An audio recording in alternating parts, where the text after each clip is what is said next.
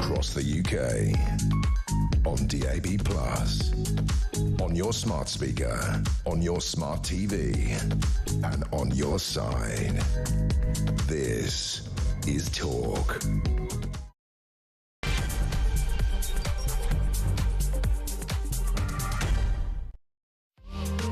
Well, a very good afternoon. This is Talk. I'm Peter Cardwell, and may I first of all say a very happy 60th birthday to my friend and colleague Jeremy Kyle. Jeremy's not here today, but I am. He's having a well-deserved day off to celebrate his 6 decades on this planet and the beginning of the 7th. There's plenty to discuss between now and 7 in his absence. First of all, the government urged to keep educational plans for children with special needs. There are over 500,000 children who have a statement which talks about their different needs, talks about the kind of services that they need. Well, that could be in jeopardy, and the Conservatives very worried about it, as are other parties, as indeed are Labour backbenchers. Could this be the next revolt, or could it come on migration? Emmanuel Macron, the French president, is in town this week on a state visit. He'll be talking to Starmer about all sorts of things, including the one in, one out policy that a lot of people have some serious difficulties with. Also, the police chief who says the smell of cannabis is a sign of crime. Well, yes, it is a sign of crime because it's illegal to smoke cannabis. Maybe he doesn't know that, but certainly it makes him and his family feel unsafe, and he says police should do something about it. Has he finally woken up to what we all know, which is that cannabis, far from being a recreational drug that's of no harm whatsoever, and it's just a few 17-year-olds getting, a bit of cannabis off their cousin's friend, well, actually it can be incredibly dangerous for mental health, and has led to some very serious and horrific crimes that have happened. We're remembering 7/7, of course, 20 years on today. We'll be talking about that with Will Geddes a little bit later on. There's been a ceremony of remembrance earlier on today involving the Prime Minister and indeed the Mayor of London, Sir Sadiq Khan. We'll talk about the dentist who was fined £150,000 by the NHS for keeping patients' teeth too healthy. Do you live in a dental desert? Let me know, and let me know your thoughts about all these stories today. 0344 499 1000 is the number to call. You can get your voice on the air between now and 7 o'clock. I can see the phones going already. You can send me a text message at 72222 with the word talk in your text. You can tweet me at talkTV, follow me at Peter Cardwell, and remember, the main number does 3 things. You can send me a WhatsApp text message, you can send me a voice message. Please keep them to less than a minute, otherwise Tech Up Dave hits me around the head. He doesn't really, but he gets a bit grumpy. Or you can send me, of course, you can pick up the phone, dial the number and get your voice on the air for a live phone discussion with me. 0344 499 1000 does all 3 of those things. Plenty to discuss between now and 7, so stay with me here on Talk. So Bridget Phillipson is the Education Secretary. She's under pressure on a number of fronts about child poverty, about special educational needs. There are all sorts of things that she's under pressure about, and I think the next government revolt may well come on the specific issue of children with special educational needs, not getting the provisions they need. We pay so much tax. We're actually talking about a possibility of a wealth tax later on. That's what Neil Kinnock has talked about. The former leader of the Labour Party says that Labour is thinking about a wealth tax for people who are millionaires, having some tax on their assets. Well, actually, could some of that money pay for the special educational needs provision, or should the government just spend our money better already? Let's remind ourselves of what Bridget Phillipson said on Sky News yesterday. This is about improving children's outlook and prospects in regard to schools, the area, of course, that she is responsible for as Education Secretary. So together with the Work and Pensions Secretary Liz Kendall, I'm leading the Child Poverty Task Force, and what we're looking at is every way that we can lift more children out of poverty. It is the moral mission of this Labour government to make sure that where you're from doesn't determine what you can go on to achieve. And too many children in our country right now grow up in poverty, and we're determined to change that. But we're not waiting around for that. We've already expanded free school meals eligibility. I have also always been clear, as has Liz Kendall, that through the work that we're doing, we will look at measures in the security system, as well as every way we can lift children out of poverty.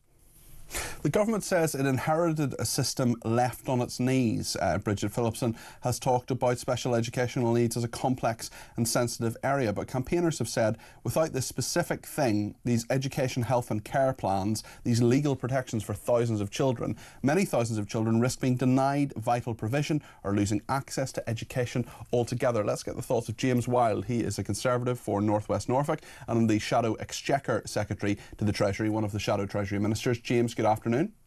Good afternoon, Peter.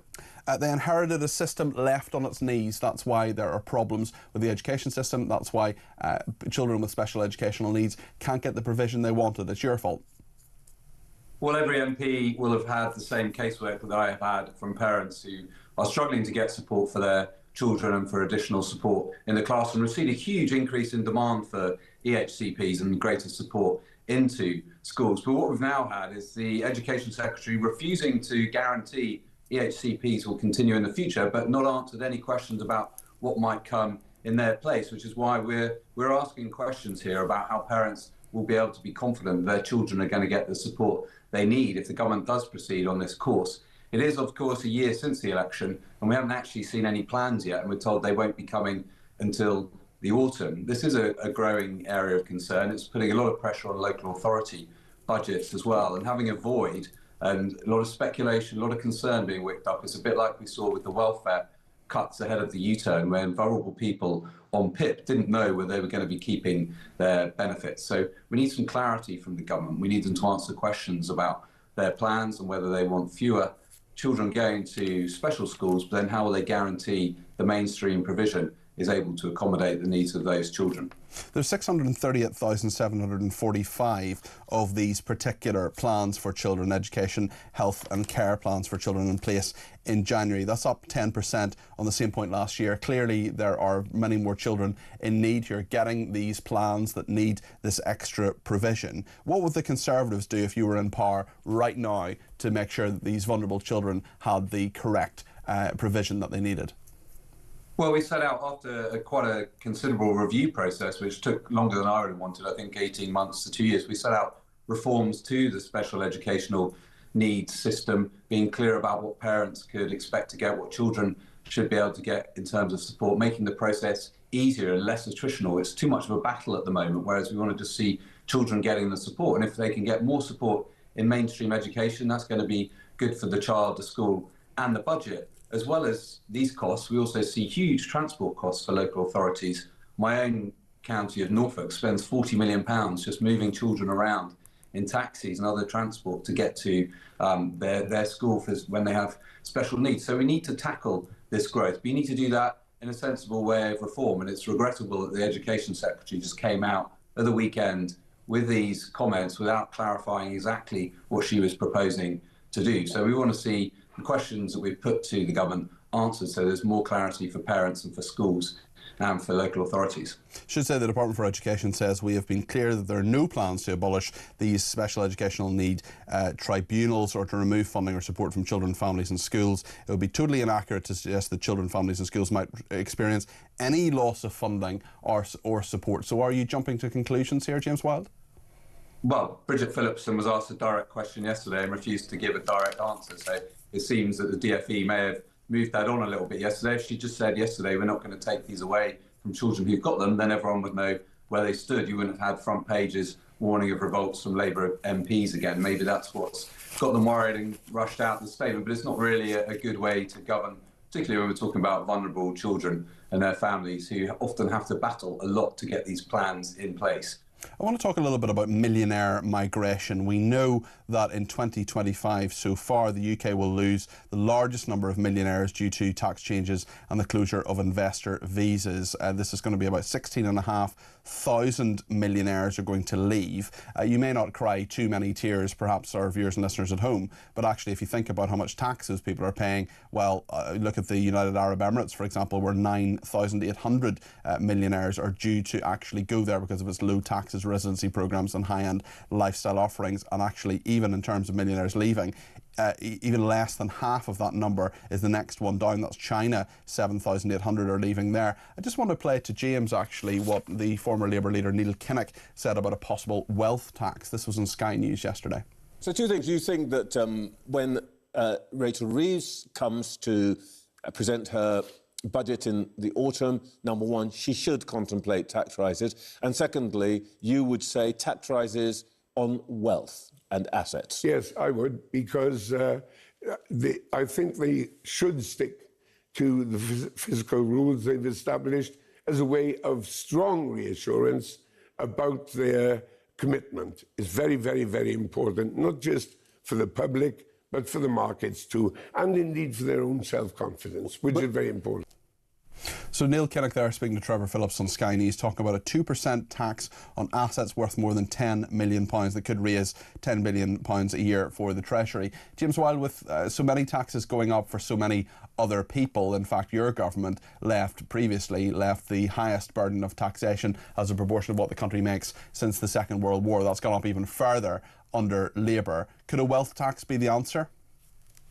Look, I don't think we can afford this government. We can't afford further tax rises. We've already seen, as you say, over 10,000 people leave the country. They pay the equivalent amount of tax as 300,000 average rate taxpayers. That's a huge capital flight. People investing into our economy and into our businesses. And now, because of the U-turns we've had around welfare and on the winter fuel payment, there's a gap in the Chancellor's spending plans, and that's why they're now looking around for more taxes. They talk about wealth tax. They're talking about looking at people's pensions. The Chancellor's refused to rule out extending the freeze in the personal income tax thresholds. So now we're going to have months of speculation just come from the Chamber of the House of Commons, where her deputy was unable to rule out any of these tax measures potentially happening. And that's a result of the bad decisions that they've taken. We should be encouraging wealth creation and wealth generation in this country, not looking to add further taxes on the productive parts of the economy. We already have the top percentage of taxpayers already pay around 50% of the overall income tax, and the top 1% pay around 30%, I think. So we need to be very careful about looking to impose higher taxes on those individuals because they are able to leave the country. We've seen that. The non-doms have become gondoms. Very good. Going to use that one again. Your fee will be 0p. The EU threatening to derail Starmer's Channel migrant deal. What do you make of this idea in regard to the one-in, one-out policy and what the EU is saying about it, especially with Macron being here this week? Well, it's a little bit hard to understand what the Prime Minister is trying to achieve. It sounds like he's willing to pay the French a lot of money and then have a merry-go-round of illegal boats and then returning other people. We want the French to stop the boats leaving their shores. We have seen in the last week or so them using knives and piercing these boats to stop them actually leaving. They need to ramp up that activity hugely, stop people leaving in the first place. Then we wouldn't be in a position where the Prime Minister is looking at an agreement where we accept these people and then we take other people in their stead. I'm not sure how that's going to drive down the numbers who are arriving. The only way to do that is to stop the boats from leaving the French shores or having a very clear deterrent. If you come here illegally, you'll be detained and then swiftly removed. And those were the plans we had before the election. We didn't get them up and running. People voted against us in large part because we'd failed to deliver on that scheme. But the first thing the government did was to scrap that deterrent. And we've now seen 20,000 arrivals this year already, a record amount, and 42,000 since the election. So smashing the gangs has proved to be nothing than a slogan, and people are getting incredibly frustrated and angry with this. And they want to see a proper deal with the French, something that stops the boats, not where we pay them and then we take people who've arrived instead of the people who've arrived illegally. James Wilde, thank you. That's James Wilde, who is the Shadow Exchequer Secretary of the Treasury. He's the Conservative MP for North West Norfolk, joining me on this very crunchy issue of children getting special educational needs provision, the whole welfare reform issue as well. This is part of all of that as well. Linda's been in touch from London. She's given me a ring on 0344 499 1000. Linda, you're first caller of Talk Drive today. What would you like to say? Hi, Peter. Hi there. Hi. So I'd like to say that why, as a society, are we surprised that the number of people needing more assistance, whether that be for disability, long-term illness, children, has gone through the roof when we've had a decade and a half where everything has been cut to the bone? Sure Start centres closed, youth services halved, waiting lists for children's mental health services in the best areas with the lowest waiting list, 12 months. Adult mental health services, 18 months. Why are we surprised people are struggling? And Linda, I agree with everything you say there, and it's a really, really good point. What I can't square in my mind is the fact that we pay more tax than we ever have as a proportion of what the country makes. We're paying an awful lot of tax for the people who do pay tax. Quite a lot of people don't. but we're just not getting the services that we pay for. We're throwing more and more money, for example, at the NHS, nearly £200 billion a year, yet those services just aren't coming through. Is it still underfunded, do you think? Is there more money that needs to go there? Or should we just be, are there efficiencies in the system that need to be sorted out? Or, I mean, I was astonished at the number of children, for example, who have these educational health and care plans, 638,000 of them. That's actually not that many, Peter. And the reason I say that is we have underestimated ill health and disability in this country, and particularly mental health. We've neglected it forever. It's always been the poor relation to physical health. So it's not surprising that we have 16.1 million disabled people in this country. So why are we surprised that a good portion of those are children? The reason that nothing is working is because there's inefficiencies everywhere. We've got bureaucracy, red tape, the number of special educational school places. I mean, I'm 42. Since I was at school, has halved. Okay, it's actually halved. There's less because we've had this notion of care in the community, of children must go into mainstream school, and also we're just papering over the cracks. We're not dealing with the major issues. And again, I think the worst thing the Conservative government ever did was close Sure Start centres because they were... Well, it's not early, but I'm basically the same age as you, Linda, and I know there are a number of people who are, brought up kids or kids who are now teenagers and older, people who did go to the Sure Start centres, actually, that it's getting them at that really young age, isn't it? That sort of 2, 3, 4 years old, and changing their outcomes at that stage. No use saying to a 15-year-old, right, I'm going to turn your life around. Sometimes it can happen, but it's rare, isn't it? Yeah, and also we've stopped early intervention in every aspect of society, whether that be in the health services, with housing, rather than just, councils intervening when families are going to be evicted. But, why are they not working with families to stop that happening in the first place? With school children, with crime, where everyone talks about, law and order. But again, we're not talking about, like people say, we need to, for knife crime, just as an example. People say we need to have longer sentences, more police. Actually, we need to start way before then, because once a young person is carrying a knife, it's too late. Well, so well, you're absolutely right, Linda. I think you make some really good points. It's the first call of the day. It'll be hard to top that, but if you have some thoughts similar to Linda's or additional thoughts on that or anything else we're talking about today, do give us a ring, 0344 499 1000. Great call from Linda, lots in there, really interesting to talk to her, and thanks to everybody who has been in touch, including Jane, who says Labour blame everything on the Tories, Labour on wheels, they've wasted money hand over fist on pet projects and blame everyone else for their own failings. And a really interesting one as well, remembering the day it is, the anniversary of 7/7. I was actually in South Africa at the time at a drama festival, believe it or not, and I remember watching on CNN those horrendous pictures, feeling very, very far away from a lot of friends of mine who were in London. Thankfully, no one I knew was involved in that, but so many people were. Taff in Dover says on the 7/7 2005, my wife and I were in New Zealand on the British and Irish Lions rugby tour, and our son was at university in London. It took about 10 to 12 hours to get through to him to see if he was okay. The worst 10 to 12 hours of our lives. Thankfully, he was in an exam and actually not affected. Our thoughts are with the families and friends of those murdered on that day, says Taff in Dover. Well, thank you. We will be talking about that a little bit later on in the programme. 20 years today. It's hard to believe that such a long time has gone, and that, of course, the physical and psychological scars of that time for the injured people who are still around, of course, are still very much there. They're living with that every day, as are the bereaved families. We'll talk about that. We'll also talk about a police chief who's finally woken up to the fact that, guess what, cannabis is a bit dangerous and can lead to crime. Breaking news next, here on Talk.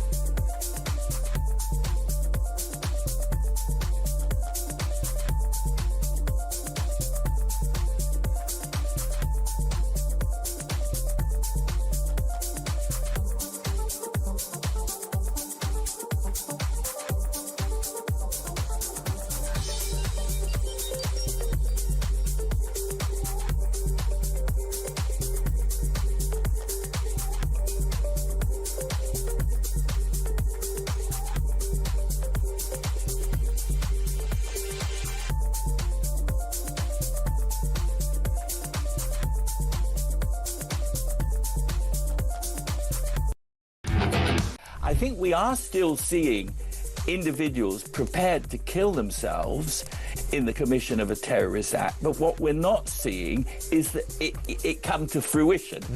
The security services have a much better idea of whom to look for and what to look for than they did have 20 years ago, when it was all, you know, rather hazy and there was no joined up thinking.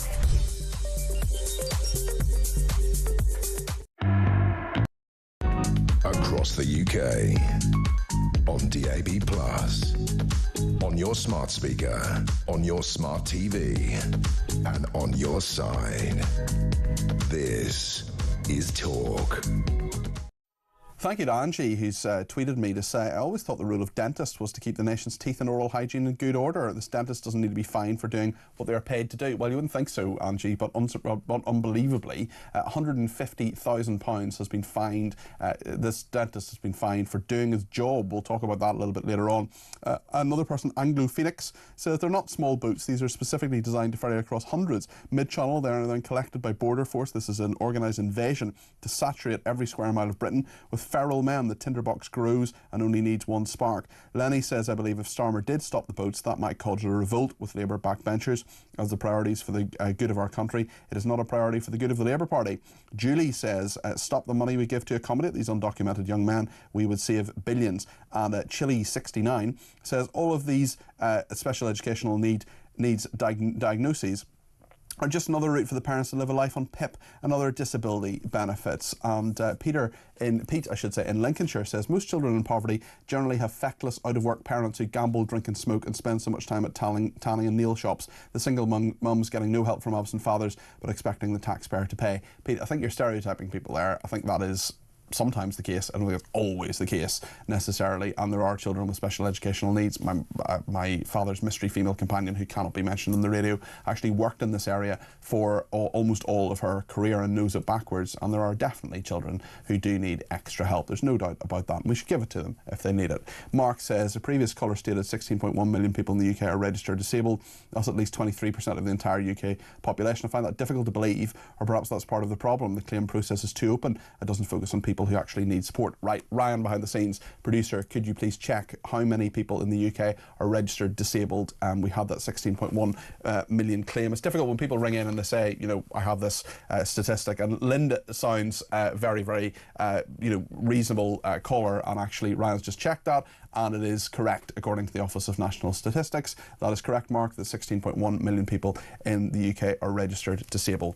Right then, I want to talk about the police chief. This is just, honestly, I just absolutely despair when I saw this. Top police chief says smell of cannabis is a sign of crime that can even make him feel unsafe, and frontline officers should do something about it.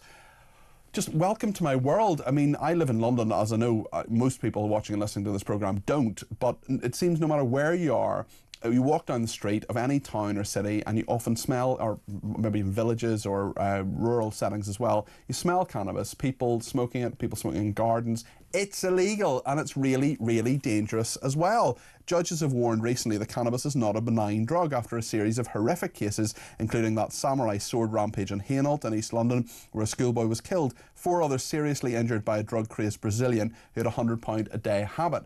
It is something that it should be cracked down upon. It is illegal, and of course, who wants to legalise it? Sir Sadiq Khan. He wants to decriminalise the possession when it involves small amounts of the drug. Well, now Sir Andy Marsh, who leads the What Else College of Policing, which we'll get a little bit more detail on from Peter Blacksley in a second, says frontline officers should do something about it. I don't know, solve crimes, tell people to stop smoking cannabis, tell people that possession of cannabis is actually a crime, whether they're supplying it or not. It's just so straightforward, and finally these people are waking up to the problem. Maybe we should celebrate that, maybe we shouldn't. Peter Blacksley is a former Metropolitan Police detective and our crime commentator here at Talk. Peter, what do you make of this? I just think it's I mean, I could have told them this years ago. Well, finally, Sir Andy Marsh, head of the Quango that is the College of Policing, that has been responsible for handing down to frontline officers more nonsense than you can shake a stick at, has finally harnessed his inner tough guy. Isn't it funny? All these people in senior roles want to convince us that they're hard or they're tough at the moment. Anyway, of course, the smell of cannabis indicates crime, because possession of cannabis is a crime. Crime. Yes, it's really quite simple, Sherlock. You don't need to be Einstein to figure that out. But of course, what has happened in recent years with the changes in classification of cannabis, which has happened, with policies that have shifted like the sands, sometimes don't stop and search young black people if you smell cannabis, because that could be construed as racist. Now we have Marsh saying it's an indicator of crime. Do something about it. Policing has got itself in a tremendous twist over all of this, and it will be very interesting to see how the police move on from here, because quite frankly, there are so many people that smoke cannabis every single day of the week. If you multiply the amount of police tenfold, you just about have enough to cope with it. In the year to September 2024, 68,000 people were found, just over that, were found in possession of cannabis, but only 17,000 people were charged, according to data released under Freedom of Information legislation. Is there even a fine that can be issued for possession of cannabis? Is there a quick way to do this? Because I just do think that it is something that smoking it is wrong. It is against the law. Clearly, if you're on cannabis, you're more likely to commit crime. And this nonsense that it's racist to enforce the law and that it could be culturally insensitive or whatever, that is absolute nonsense. It is illegal to have. Look, there are people who have CBD and cannabinoids and things like that when they have illnesses. I get that. I understand that. They're not illegally smoking marijuana, most of them anyway. But Sir Andy Marsh just seems to have finally actually realised what the rest of us have realised, and indeed what this judge has said about the samurai sword rampage in Hainault, that cannabis can be both a crime to smoke it by itself, but also an enabler of horrific crimes. And may 14-year-old Daniel rest in peace, bless his soul. Yes, of course, we know that cannabis and other mind-bending drugs played a huge part in that awful rampage. But the most dangerous and the most challenging thing about cannabis is that it is dealt with by criminals, drug dealers, drug dealers that want you to take more of the drug, drug dealers that want you to use the stronger strain of the drug, so that you have a growing dependence upon it, so that you go back to that drug dealer day after day to get more, spending more money, making that dealer more wealthy along the way. That's the real danger of cannabis. If, like I would like to see all drugs legalised and regulated, please don't ever separate those words, legalised and regulated, we could wrestle the fourth biggest industry in the world away from the criminals who want you to take more drugs and stronger drugs, and perhaps begin to reduce the harm that they cause. But in order to make out that case fully to you, Peter, I would need the entire remainder of your show today. Can you do it in a couple of minutes and give us your thoughts? So we have 3 or 4 minutes. You want drugs legalised and regulated. Happy not to separate those two. Would that win the war on drugs, Peter, do you think? It will be a challenge, but of course we've tried the same thing since 1971, again and again and again. Arrest people, charge people, seize drugs, put them in prison. And it hasn't worked because it's a supply and demand industry. And as long as the demand is there, criminals will satisfy that by creating the supply. It doesn't matter how many £1 million seizures there are, however many £100 million seizures of drugs there are. It keeps on coming, and it will do. Once again, the fourth biggest industry in the world, entirely in the hands of criminals who create so much harm. If we legalised and regulated, we would sell them through licensed outlets who wouldn't want you to take more and take more addictive drugs. We would raise billions upon billions in revenue, which could then be put towards educating children in primary schools about the dangers of drugs. And don't think for one moment that I condone or encourage drug taking. Absolutely not. No, I would never suggest that. Peter, thank you for that. Just stay there for a second, because I want to tell you that Sally has been in touch, and she says, I have just booked tickets to see the great Peter Bleksley on his upcoming tour. I can't wait to listen to him. If people do want to see you on your upcoming tour, Peter, what should they do? Sally is wonderful. Thank you very much. Please go to peterbleksley.com, where you'll see all the dates and you can book your tickets for 2026, coming to a theatre near you. Excellent, Peter. Great stuff, and always good to talk to you. Thank you. Lenny has been in touch from Ashford about cannabis. What do you make of what Peter Bleksley has said there, Lenny? Well, I totally agree with a lot that Peter says. He always talks a lot of common sense. Agreed. But what it is, myself, I mean, I had one of my family was a train driver. He went in to drive his train, and they tested him, and he was under the influence of drugs. Now, he could have killed many and injured many people. So I gave it some thought, and there's one thing on it, and I'd like Peter's opinion on this. Why don't we change the human rights laws with anybody that's found guilty with drugs? So what would you do? What would it actually look like then? Well, I would say, which is for starters, take their passport away, take their driving licence away, and inform their employers that they are employing someone on drugs. Well, it's a very interesting thought, Lenny, and thank you for it. There's a lot in that. It's a big debate, and I'm happy to have it with whoever wants to give me a shout. Peter Bleksley is headed off there, Lenny, but I'm sure he will have heard what you have to say, and the next time maybe he'll respond to it. 0344 499 1000 is the number to call to give us your thoughts on all of this, on any other thoughts in all of this. Trevor says you should decriminalise burglary, because burglars are the minority of our population. Don't tax the multimillionaires, because the multimillionaires are a minority. All said tongue-in-cheek, just in case you can't tell. Don't worry, Trevor, I can. Gaz says, don't get medical cannabis confused with recreational. Guys, veteran and medical patient here. Yeah, absolutely, and I'm very happy to make that distinction.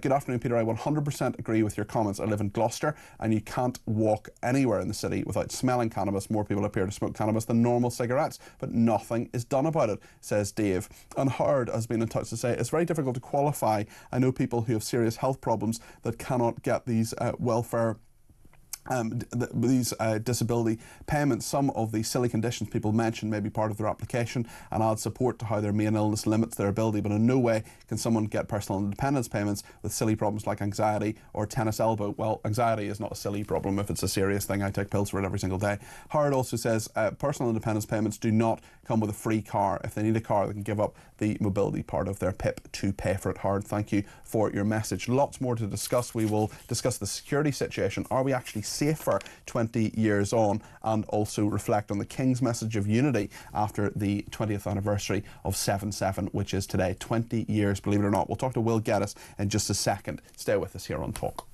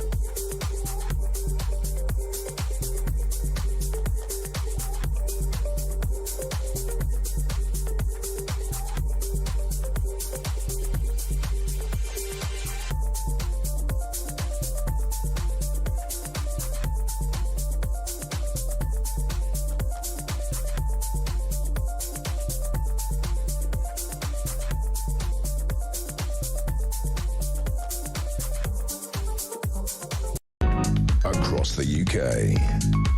On DAB+, on your smart speaker, on your smart TV, and on your side. This is Talk. Well, thank you so much to everybody who has been in touch, including Rob, who says 1,600 fatalities yearly as a result of vehicle incidents and accidents versus 100 deaths from cannabis. Do we ban vehicles or smoking cannabis, says Rob. We certainly don't ban vehicles because the vast majority of them are perfectly safe and most people drive perfectly safely.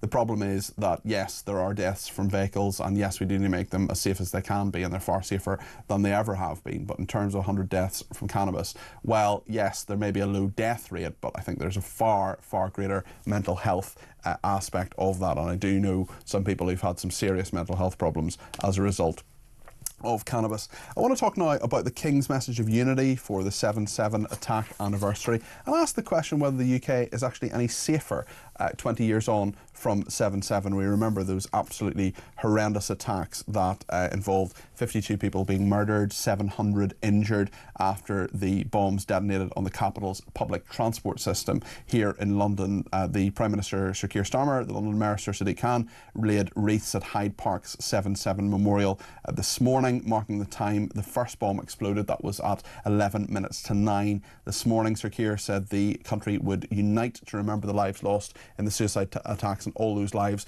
that were changed forever. The King's message called for a spirit of unity. He said the attacks had shown the importance of building a society where people of all faiths and backgrounds can live together with mutual respect and understanding. The King said his special prayers remain with all those whose lives were forever changed on that terrible summer's day, including those who carried the physical and psychological scars, and certainly we remember them today.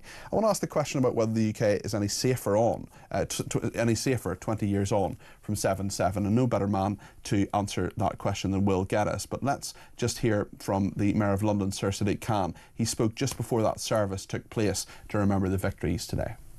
I think it's really important to mark 20 years since this horrendous, horrible terrorist attacks on our city. They shook our city.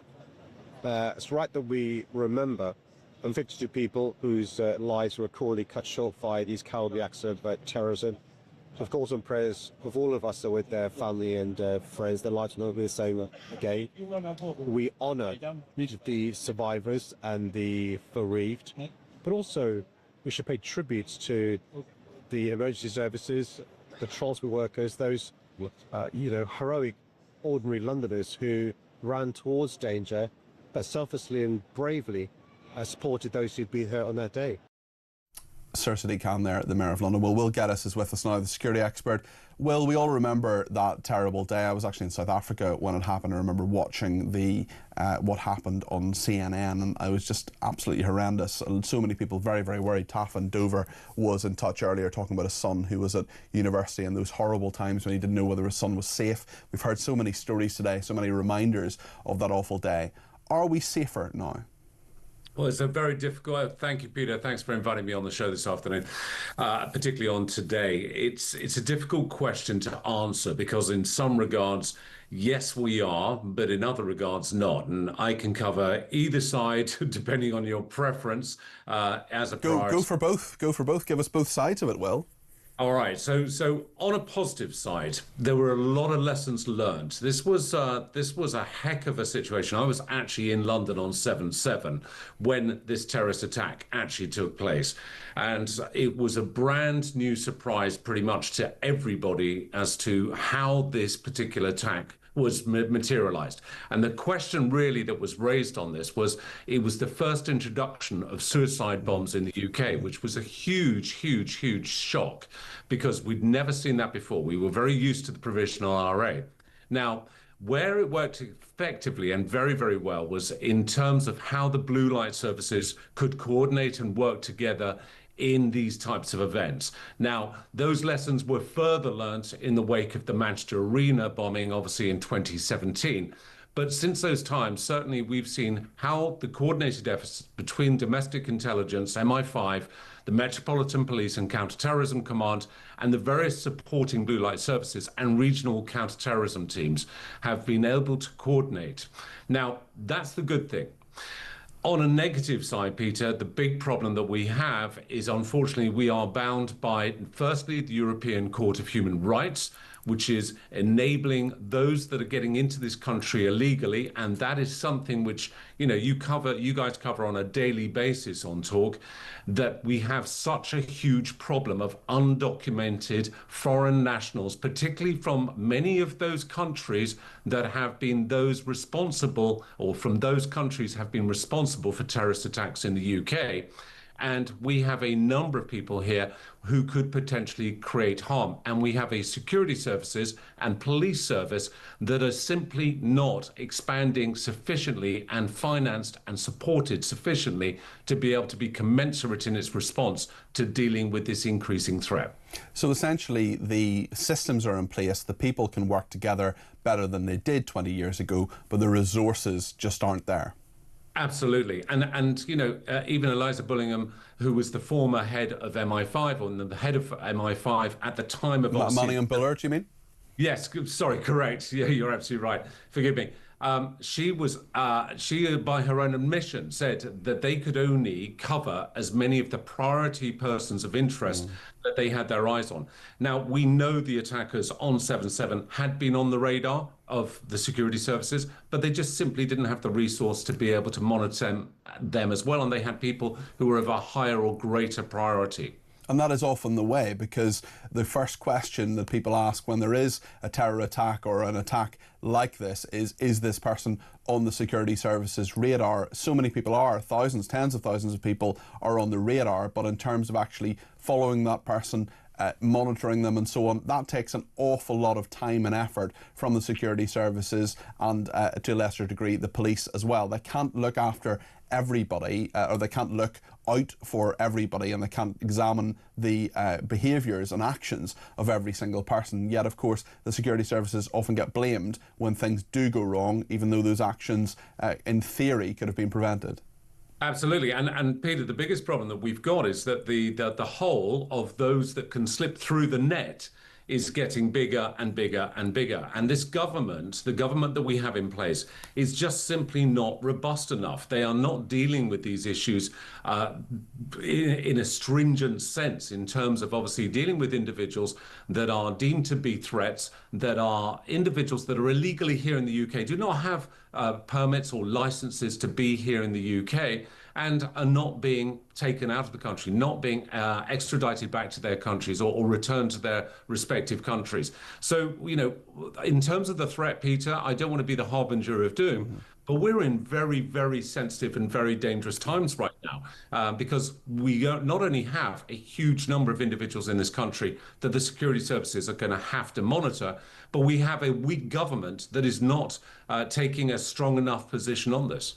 Will, thank you. That is Will Get Us there as the security expert. Thank you for that. Thanks also to this person, Jason in Bristol. He says everybody keeps preaching about the European Court of Human Rights, but every other European country just ignores them. Why do we have to obey them? Why can't we just ignore them? Well, I think the fact that we have a human rights lawyer as our Prime Minister is part of the answer to that question. And certainly international law, I don't think really actually exists, really. It's not even really a thing. It's basically just politics. It's about what one large organisation like the UN thinks should be something, should be the way we do things. And that's fair enough if everyone agrees. But if you don't agree, or you don't recognise, for example, the International Court of Justice, well then international law doesn't really matter or make much sense. And I think there are a lot of things that if you are agreeing to every single bit of international law, or indeed the European Convention of Human Rights, well, it's always the way that some countries ignore certain things. We ignored, for example, giving prisoners voting rights. David Cameron just ignored that. He just said, we're not going to do it. It's not something we're going to do. We're not going to give prisoners. And what happened? Nothing. Nothing happened. There were some slightly annoyed people in The Hague. And, or Strasbourg, let's move on. Let's just say we will do what's best for our country, not what is best and for what international judges tell us to do. Matt has been in touch with regards to your subject of mental illness and children on the register. I've been a taxi driver for over 20 years. You get a real feeling on how things have changed. Something I've noticed is young children aged 5 upwards in the car with their parents. It's commonplace now to have just kids screaming and moaning for their parents' phone. The usual reply is, just give it to them, it keeps them quiet. It should be noted that sounding like a drug addict pleading for a fix. We've created a generation of phone addiction, says Matt. Matt, I totally agree with you, and I think we do need to, children are still developing all the time. Their brains are developing, and if they're stuck on a phone the whole time, well, that is going to may have some serious consequences. And actually, I was talking to an academic at Cambridge University recently. He said the standard of students that are coming through just isn't the same anymore because they're addicted to their phones and they don't have the same kind of attention span that is needed to have that incredibly deep and meaningful and academic study. So that's at one end of the system. I wonder what it's like in education as well. Maybe if you're a teacher on your way home, you could give us your thoughts as well. 0344 499 1000. We're going to talk in a second about dental deserts and a dentist who is being fined £150,000 by the NHS for keeping patients' teeth too healthy. Yes, really. Britain 2025. Stay with us.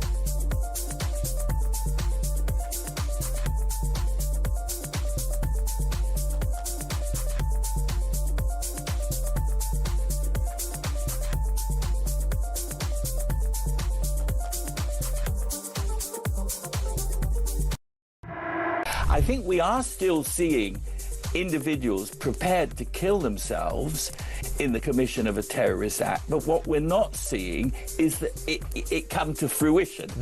The security services have a much better idea of whom to look for and what to look for than they did have 20 years ago, when it was all, rather hazy and there was no joined-up thinking.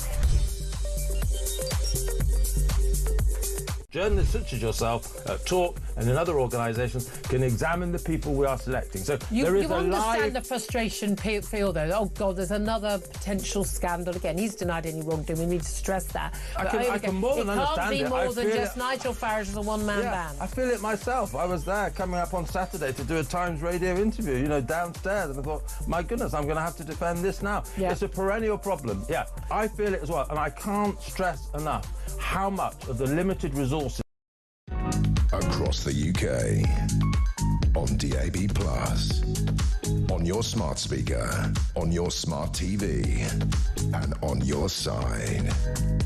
This is Talk. I want to talk now about an astonishing story in the Mirror newspaper about a dentist called Rob New. He's currently being fined £150,000 by the NHS in a funding clawback, effectively for keeping his patients too healthy with regular checkups and preventative work. It's an example of the widely discredited NHS dental payment contract, which is causing dentists to quit the health service in their droves and only see private patients. He said, we were seeing 4 and 5-year-olds who have so much decay, we just had to send them to hospital to get extractions. There's such a backlog of sending these kids to have general anaesthetic to get their teeth out, so we're trying to maintain them until they get their teeth extracted. One of the dentists saw a 17-year-old who hadn't seen a dentist in 10 years and needed 28 fillings. You've got really emotional parents that are feeling really guilty that they've got themselves into this position. One of our nurses said she couldn't work on the list because it was too upsetting because she has kids of a similar age. It's a really sad situation. So, I mean, asking the question quite understandably, saying, why on earth is a top dentist being fined £150,000 for keeping his patients' teeth too healthy? Well, let's talk to Mark Jones. He is the founder of Toothless in England, which is a campaign for better dentistry in the UK. Mark, what on earth is going on here? Absolutely incredible, isn't it? Good evening, Peter. Mad. You can't make it up, but unfortunately, as you, in your sort of summary there of what's been going on with within the dental profession, within NHS dentistry, this clawback arrangement within the contract, and let's face it, all the NHS dentists and practices that are operating currently signed up to this contract. They knew the risks involved.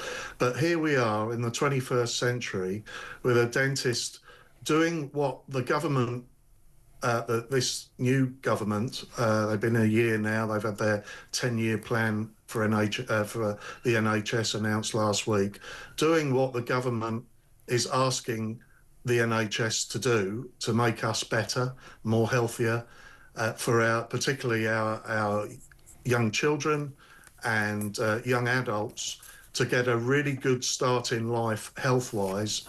And to have that good start, you've got to maintain really good top-notch oral health. And here we are, we've got a dentist who's potentially going to go bankrupt for doing. Well, he's been given 3 months he's been given 3 months to pay this money back, £150,000, so £50,000 a month for 3 months. It's because of this units of dental activity. Just explain this crazy system to us, Mark. Well, it's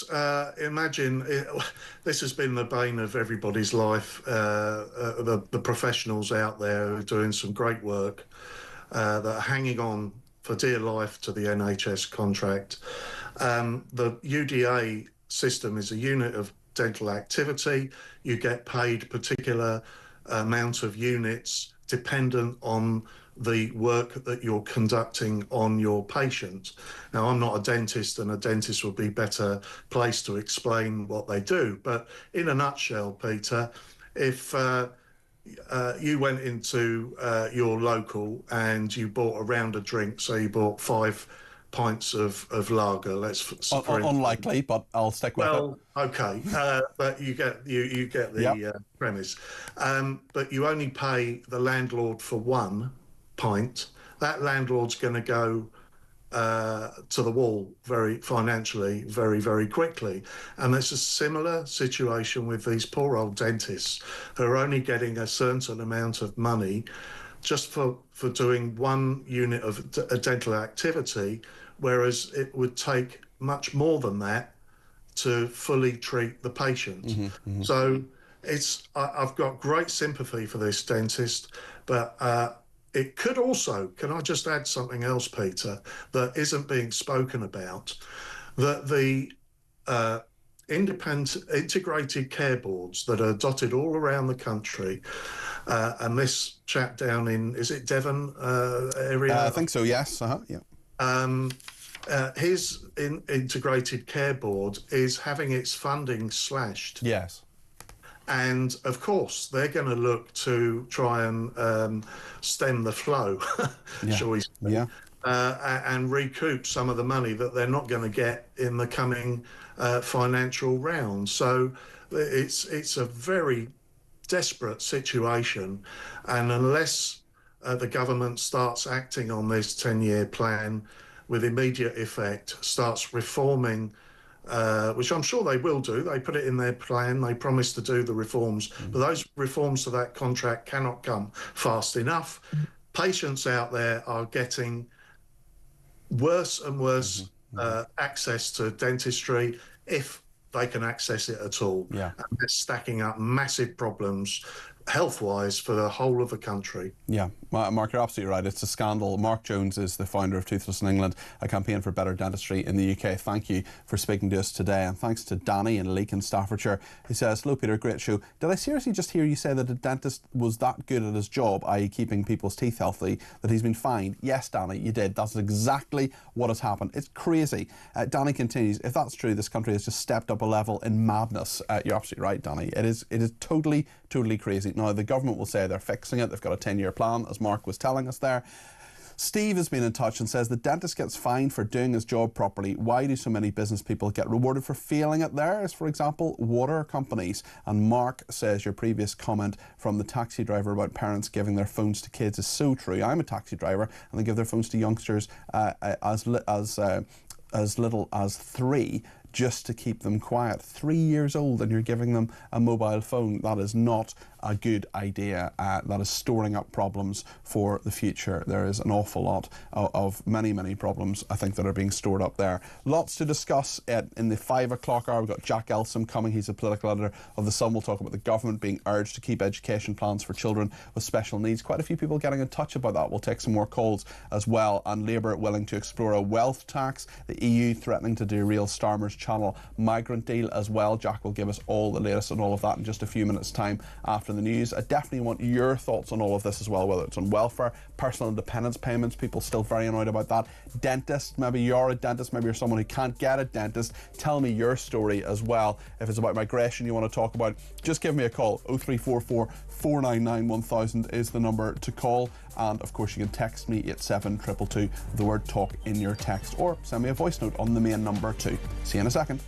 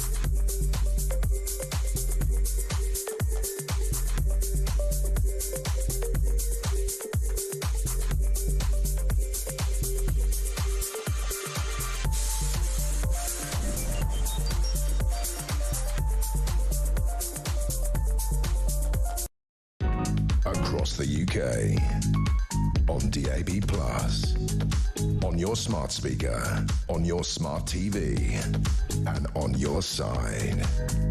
This is Talk.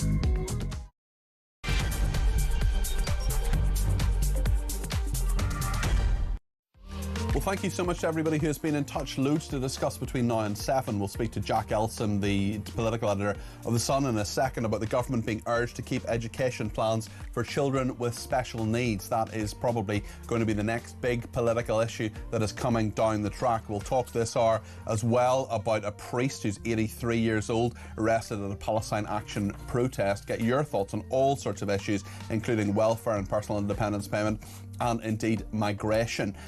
There's plenty to talk about. I want to get your opinion on it. 0344 499 1000. You can text me 87222 with the word talk in your text. You can tweet me at talkTV. Follow me at Peter Cardwell. Send me a voice note, send me a WhatsApp text message, or give me a ring on the main number 0344 499 1000. Stay with us here on Talk between now and 7. Loads to discuss.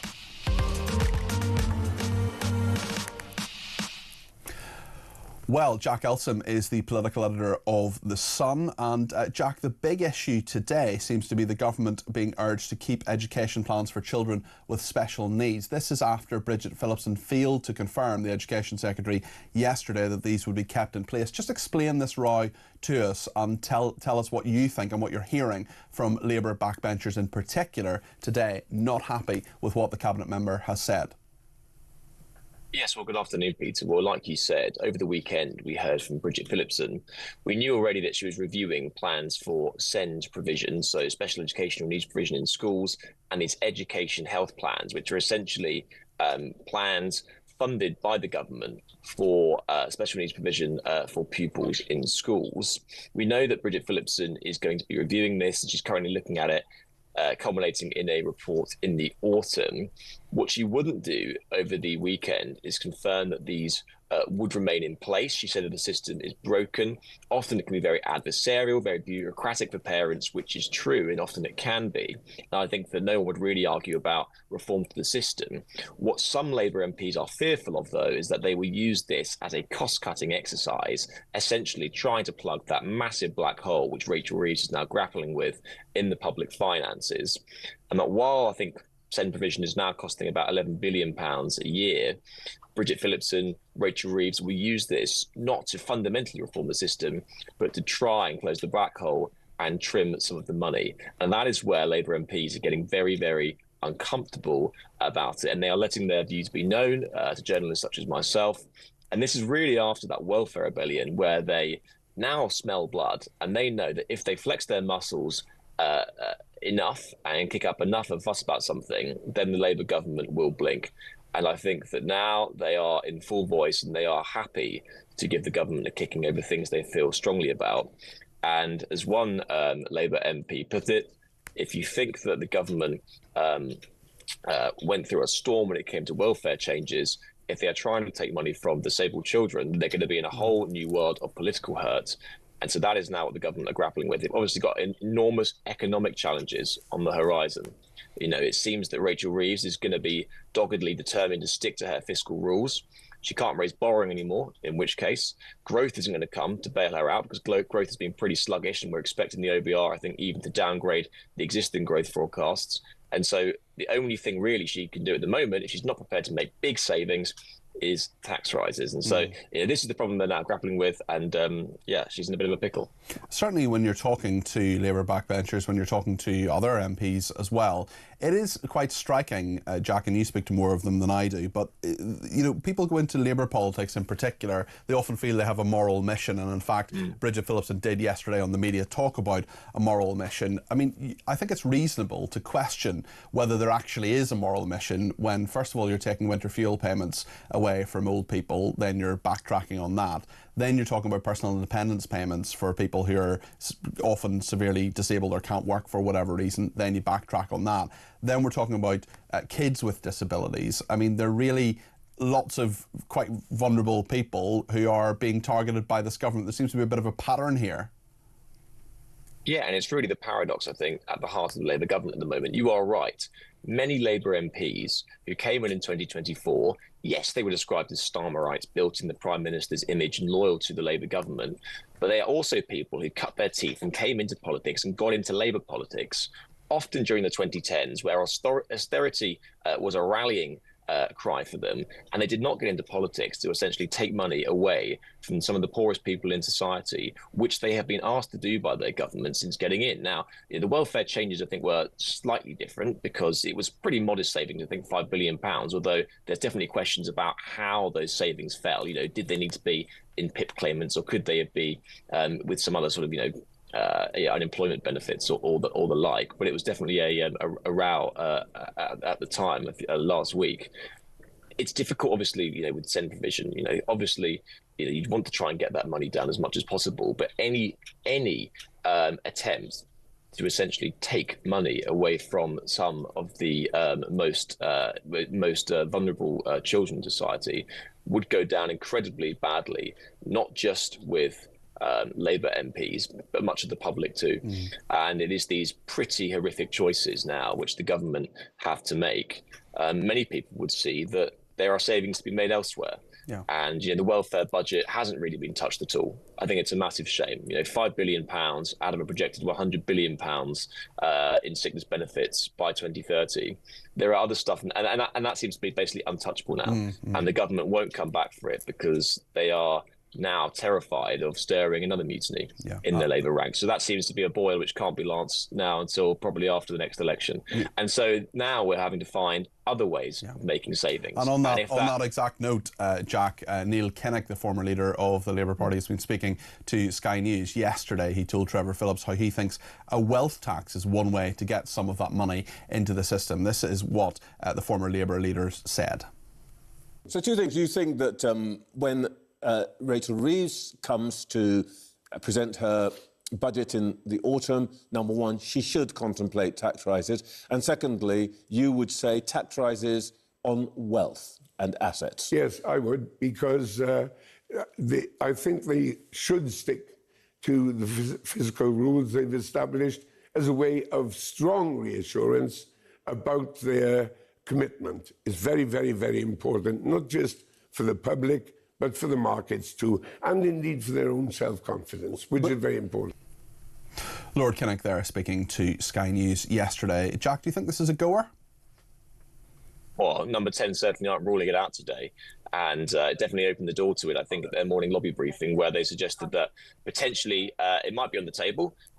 It's very weird in these sort of mid-term between budgets because they don't comment on tax policy when they don't want to, but when there are some taxes which they want to rule out, they can do it. And so I think they're sort of hiding behind a bit of a smokescreen here. Listen, I think that the wealth tax, while it might placate some of their left-wing Labour MPs who have long been calling for something like this, I think it could spectacularly backfire on the government if you put 2% on all assets above £10 million, as there's been some suggestion.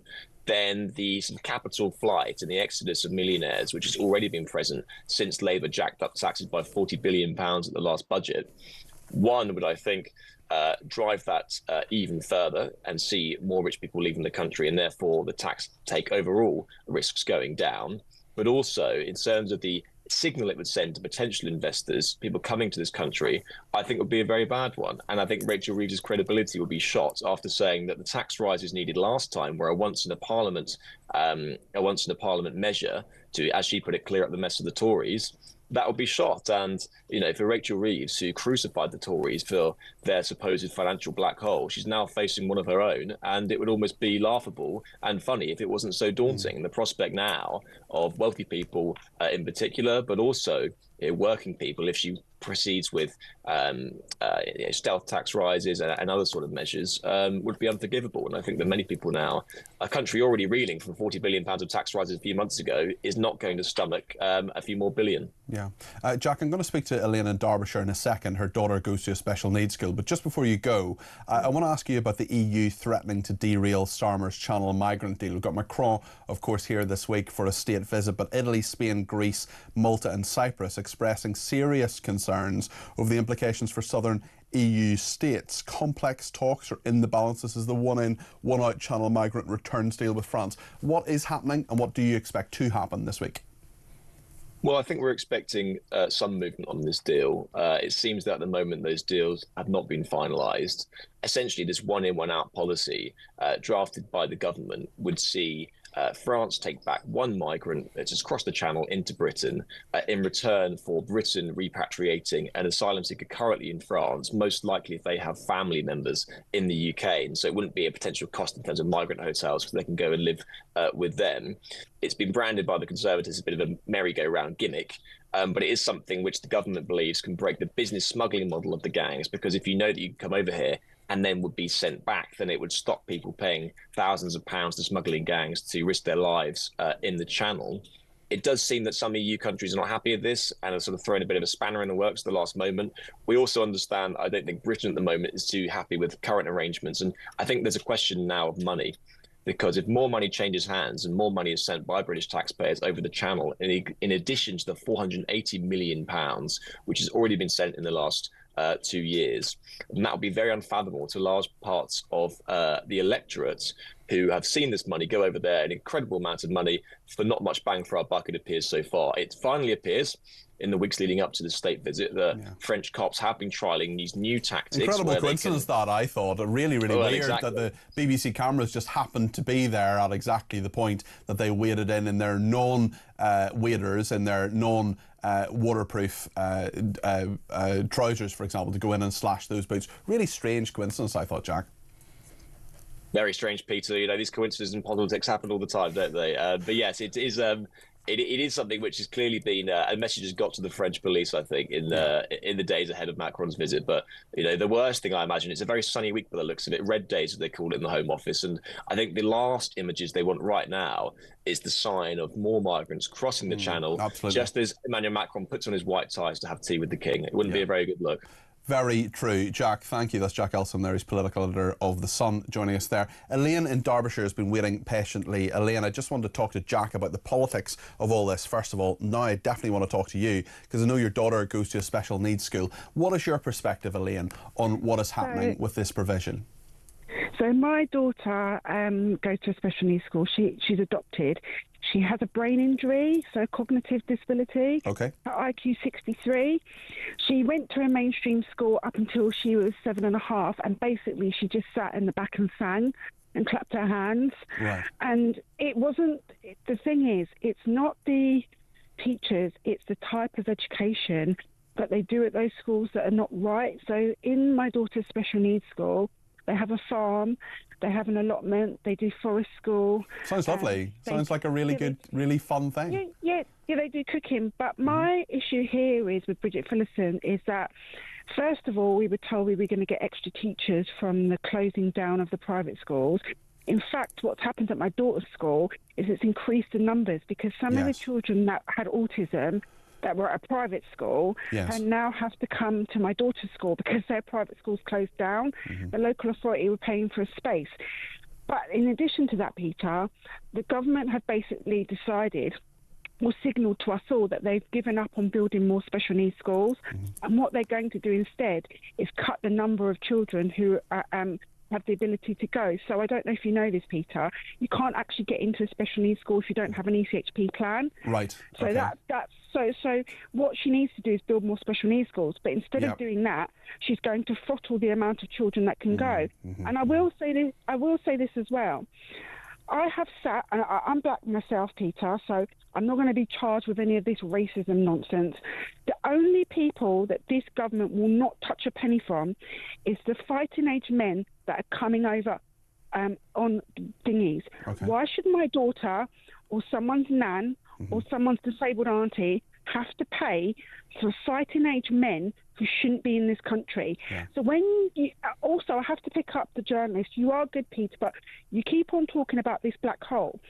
If we're paying £1 to someone who shouldn't be in this country, we're renting back an island that we already owned, or sending money to Syria, we do not have a black hole. It's just lack of will. They have decided that this is what they want to do. It's not a black hole. It's like someone saying they haven't got any money and then deciding to smoke. You have got money. You're just deciding. You just need to decide to do it in the right way. Well, I want to talk to you about one decision you made, which was to adopt your daughter. That is a huge decision, Elaine, and your daughter clearly has very severe needs that you're dealing with. I just wonder, I mean, a lot of people, there are something like 80,000 kids in the care system in this country.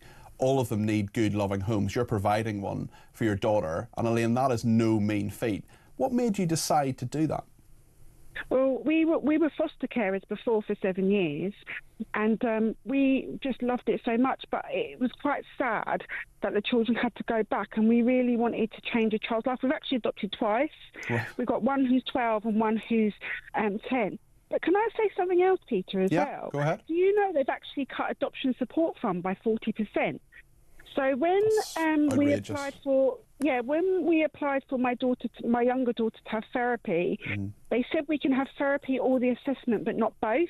Yeah. So we're going to have the assessment over the summer, but we're going to have to find £5,000 to have the therapy after she gets diagnosed. And this is what I'm talking about, Peter. I love my daughter, and I would recommend adopting for any family who feel they can, because it is enriching. But part of the deal was that the government were going to hold my hand in doing this, and they failed. And what they're doing it on the backs of is so that they can prop up fighting-age men, and also, can I just say, men who are claiming to be under 18, who are hoovering up all the services, looked after services as well, like at Dover, and it's outrageous. And I just wanted to say that, but like I say, if anybody feels they can, there are lots of like Bernardo's, your local authority, Action for Children's great. Yep. There are lots of agencies out there, and she's made such a difference to my life. It is hard. Well, you've made a massive difference to her life, Elaine, and I want you to just pat yourself on the back today, because I know a little tiny bit, like 0.001% of what you have done with the care system. I mentor a kid, he's a young man now in the care system through a thing called Independent Visitors. It's through Action. Well, it was originally through Action for Children, one of the charities that you mentioned there. Highly recommend that to anybody. It's one afternoon a month. It barely touches the sides of the huge efforts that people like you put in, Elaine, but it is a very, very rewarding thing. And I just want to thank you and everybody like you who has been an adoptive or a foster parent. It's not an easy thing, Elaine. Yeah, thank you very much, Peter. But like I say, please keep advocating for these children. And like I say, a lot of people don't realise that adoption support has been cut by 40%. Yeah. And this might be the thing that puts an adoptive parent off. Yes, well, absolutely, Elaine. It is tricky. Yeah. Sean's been in touch from Bridlington, Elaine. He says, you sound like a saint. We love Elaine. So he's echoing my sentiments. So thank you for all you do. Give me a ring anytime, Elaine, because you speak total sense.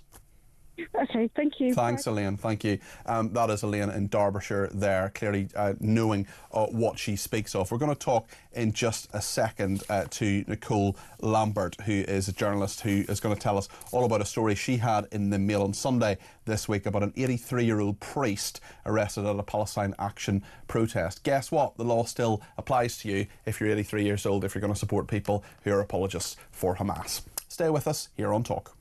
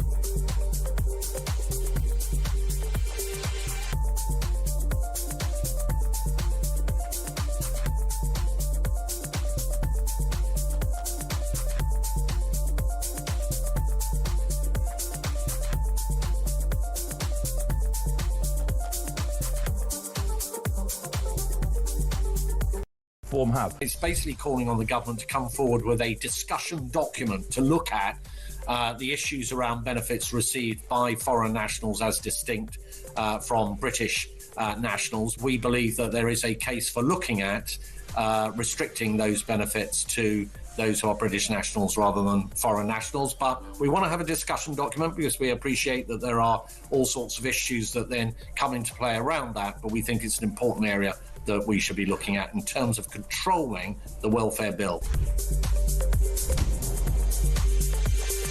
I think we are still seeing individuals prepared to kill themselves in the commission of a terrorist act, but what we're not seeing is that it come to fruition.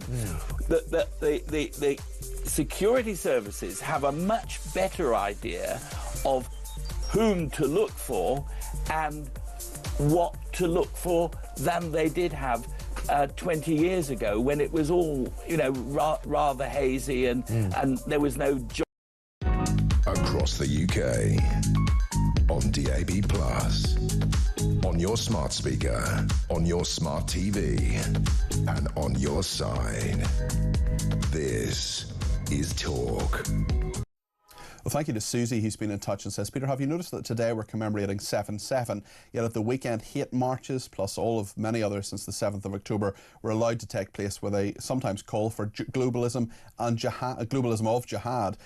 She thinks that's all down to Sir Sadiq Khan. Well, I'm sure Sir Sadiq would say that he doesn't encourage any of that. But certainly what we do know is that Palestine Action have now been prescribed as a terrorist organisation. That happened Friday into Saturday. There were various attempts for this organisation to at the High Court not to be prescribed, but look, Parliament said it, Commons, House of Lords, various people voted against it, a lot of the usual suspects, including Richard Bergen, of course, who was on with me about 10 days ago and wouldn't tell me whether he thought what Palestine Action did in regard to RAF Bryce Norton sabotaging those planes that are there to keep us safe was right or wrong.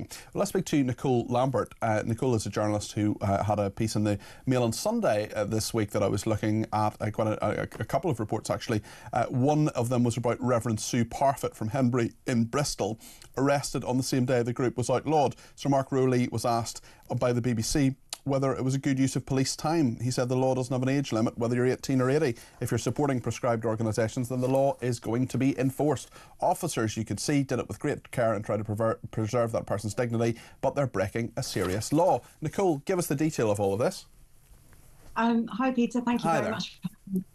Actually, I would just kind of add to what Susie said, that I think that we are talking about 7/7, and that was the start of where we are today, which was the first time that we had an Islamic attack on our soil. And what we've seen in the 20 years since is repeated attacks, and that's what we're seeing with Palestine Action and all of this. It's all part of the same group. So you've got useful idiots like this retired reverend who's 81, and certainly stupidity doesn't have an age.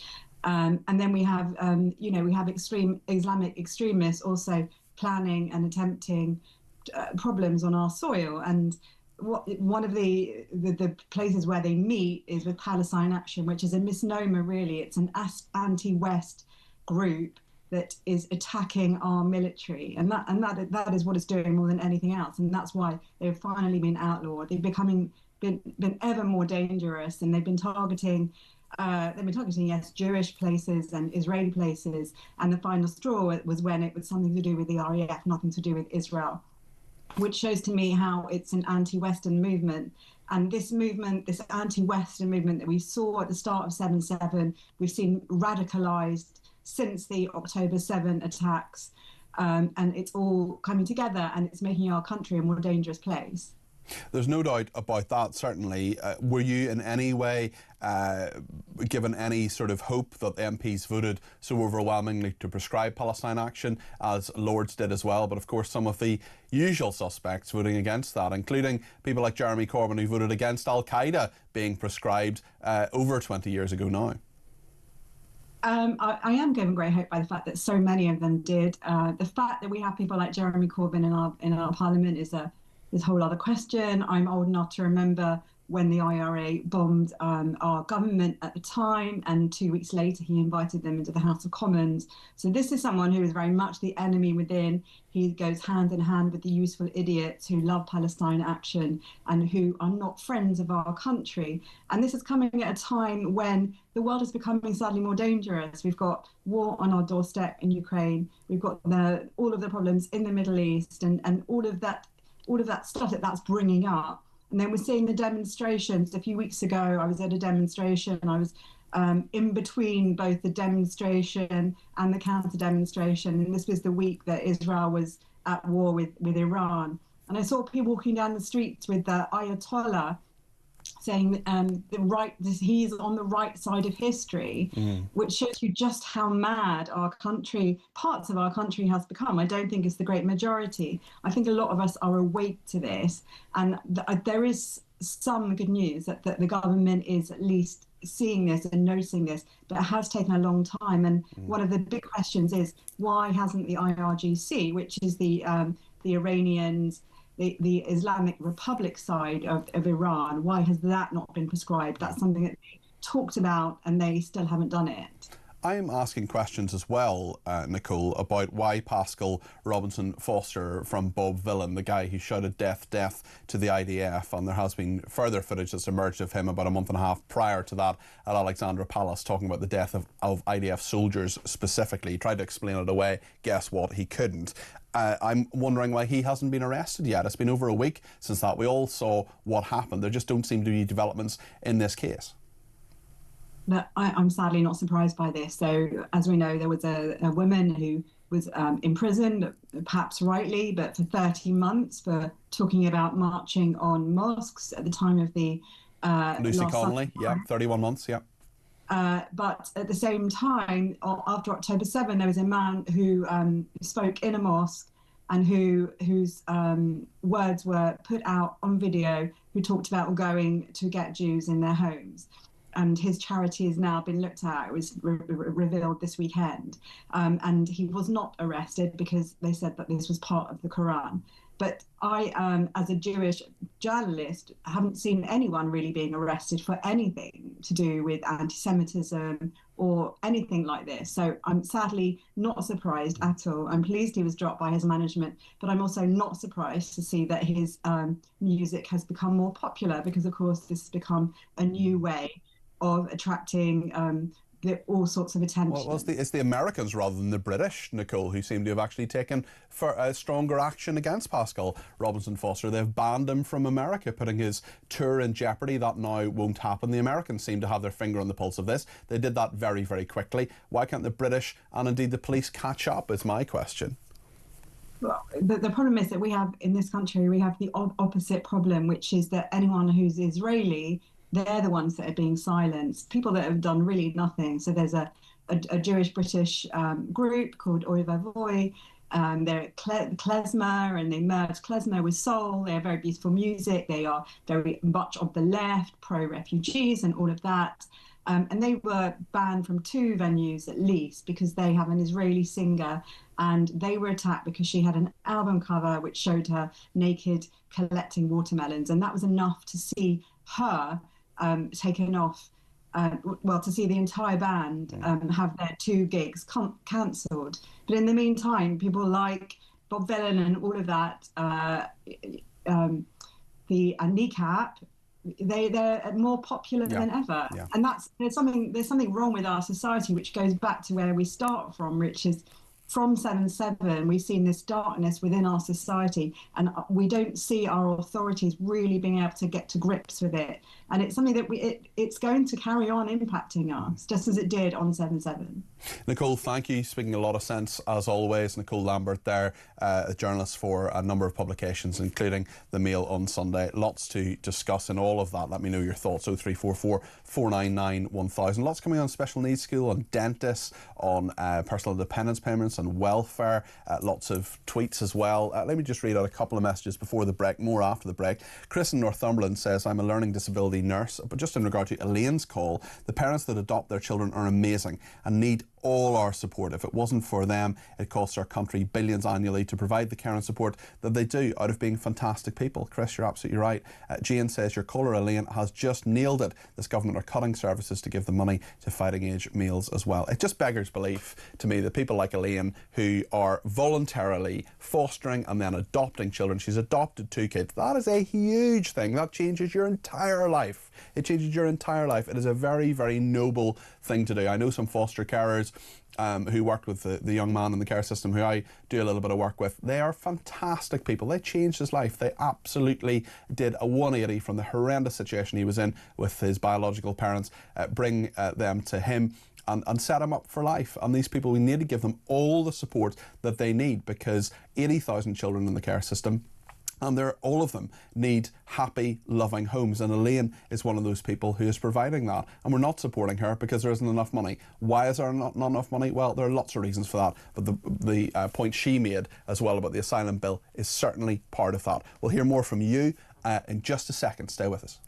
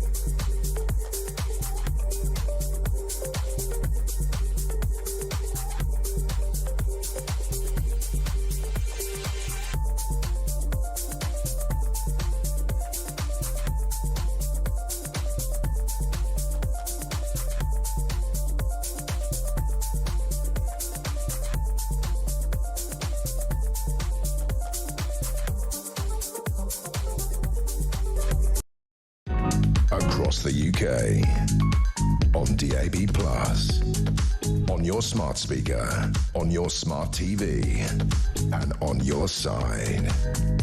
This is Talk.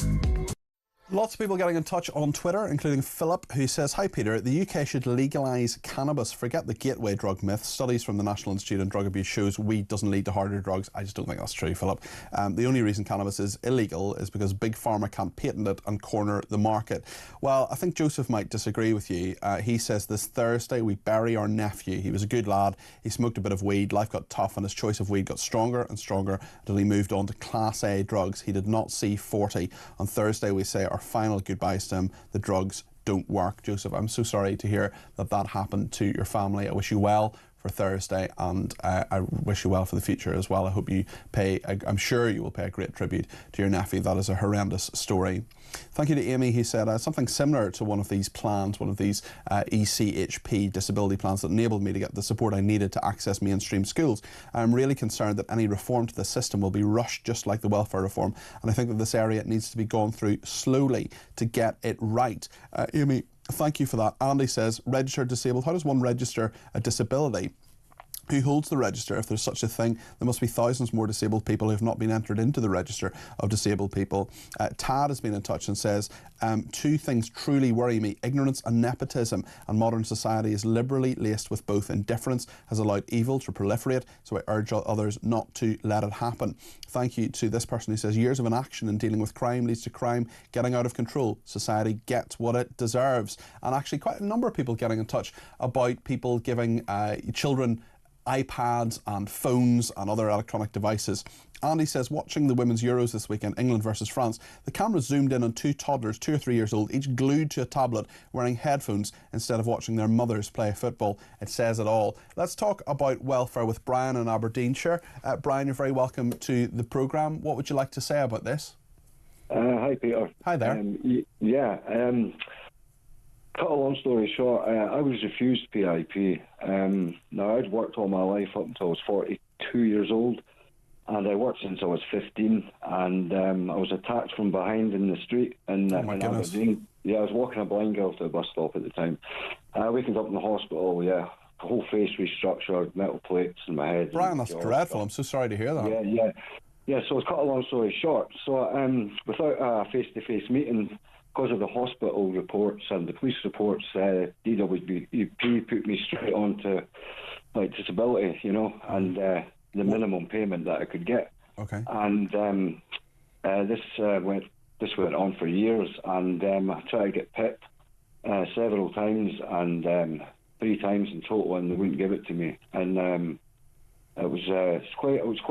And at the end of the day, it did me a favour because the benefits were so little at the time. Every fortnight, it was like, I was used to working full time and having a wage and having a lifestyle. Going out with my friends, meeting up and stuff like that, and that all stopped for 5 years. I had to go to counselling, I had to go and learn how to speak again properly because all the restructuring in my jaw.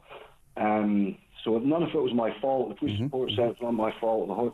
So nothing. But I still wouldn't get PIP. I went to all the face-to-face meetings for that. They put you through all the questionnaires, and I basically said to them, because I listened at school and because I can take. I think one of the questions, what's 90 minus 7? I was like, well, it's 83.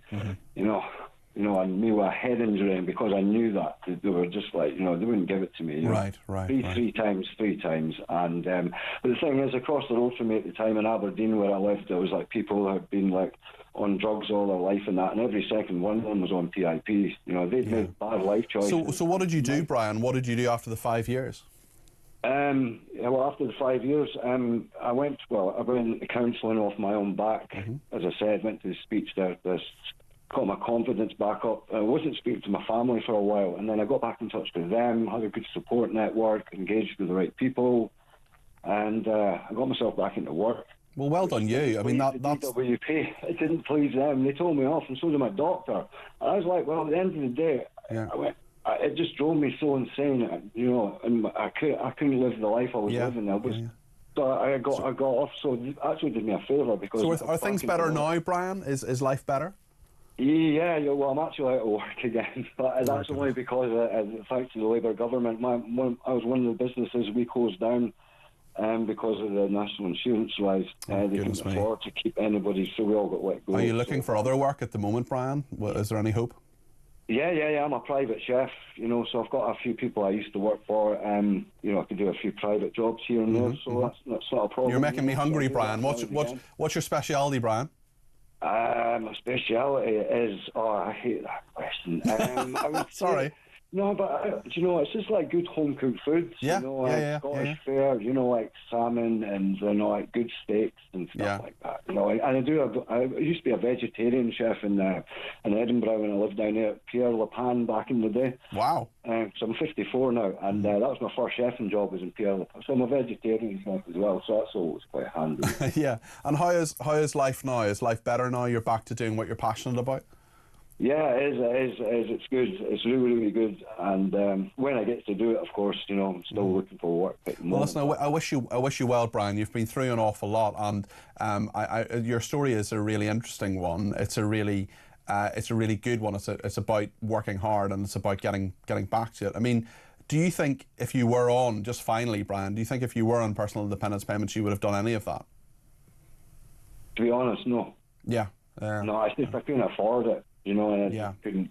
Yeah, I just couldn't afford it. But saying that, no, I think I still would have went back to work because I'm just not that kind of person. No. And some of it is, some of it, not all of it, but some of it is attitude, definitely. Brian, thank you. Great call. You're also making me very hungry. So thank you for that. Brian has been in touch, another Brian, who says, I'm in my 70s. I've used cannabis since I was 19. And in its defence, it's never even led me to smoke tobacco. I've never even smoked a cigarette. I have always had it neat in a little pipe, and I think it should be legalised. I don't think it should be legalised. The law is fine as it is. What happens if you get arrested, Brian? If it's for yourself and in your home privately, the police wouldn't bother you. I'm against people using it openly in the streets, says Brian, who is from Rotherham. Mac in Glasgow says, just when you think this government could not get any lower, they're thinking about taking funding away from children with special needs. It is always the poorest and most vulnerable children most vulnerable people, I should say, who have to suffer. It's time for the Prime Minister to stand up and be a proper leader. He needs to start getting the more well-off to pay more of their fair share when savings have to be made. That is Mac in Glasgow. We're talking about that. We're talking about a wealth tax, actually, a little bit later on in the programme. Sean in Bridlington says Labour is the party of welfare and only bothered about putting more and more money into the pockets of the public sector and shirking people. Donna in Chelmsford says the discussion about provision for educational needs is just another indication that we are running out of money. The International Monetary Fund must be lurking and waiting. And Simon says, out of that £100, the dentist needs to be paid, the nurse needs to be paid, reception needs to be paid, and all of the materials to perform the fillings need to be paid. So £100 for 28 fillings is absolutely a loss for the dental practice. Well, a retired dentist is Peter in Worthing. Peter, you're very welcome to the programme. This system of paying dentists just doesn't seem to work. What's been the case for you? Hi, Peter. Thanks very much for taking my call. I've been very frustrated over the years. Nobody seems to come on and explain from the dentist's point of view why it's such a bad system. Go ahead and do that right now, Peter. You've got a big platform. I'm not going to interrupt you. 2 or 3 minutes. Go ahead. Right, up to 2006, we had the system that had been in place for many years, an a la carte system where everything you did, the dentist, you would get paid for. So if you did 10 fillings, you got paid for 10 fillings, without getting into too many details. But basically, it was, and there was, if there was a lot of treatment on one patient, you maybe have to ask for approval. But there was no overall limit to how much you could earn in a year. You could see, if you wanted to see loads and loads of patients and work 7 days a week, you could. Then Tony Blair brought in this dreadful scheme, which they were unable to get agreement, and he foisted on the profession in 2006. And he put us under the umbrella of the Primary Care Trust. So every dentist had to negotiate a contract based on what they've historically done. But instead of being paid for what you did, you got paid these notional things called units of activity, and you were given so many thousand units of activity, and each unit was given a price, maybe £25. So you'd have so many thousand units of £25, and when the patient came in to be treated, say a filling, a checkup would be 1 unit, a filling would be 3 units, a denture or a crown or a bridge would be 12 units. Sounds okay, but trouble is, if you do a filling, you don't get paid for the checkup. If you do a crown, you don't get paid for any of the fillings. So if a patient came in and they needed 2 root fillings, 10 fillings, and a crown, you only got paid for the crown. Right. It's incredible. It doesn't make sense. I mean, it's patently absurd. And we didn't get paid anything for root fillings, which is why dentists no longer will do root fillings on the health service, because you simply don't get paid. You get paid no more for doing the root filling than putting the filling in the top to seal it up afterwards. So how have we got to this bizarre situation, do you think, Peter, where this... Can I explain something else? Yes, you can. Yes, sorry, I said I wouldn't interrupt you, and I have. Apologies. Go ahead. But this is so important. People sort of often blame dentists for being greedy, but very often the dentists, you'll come to the end of the contract year, and you've got, it's like doing the breaststroke. You never quite know when you're going to get there until the very end. And you've got to be within, I think, 4% of your target. You can do no more.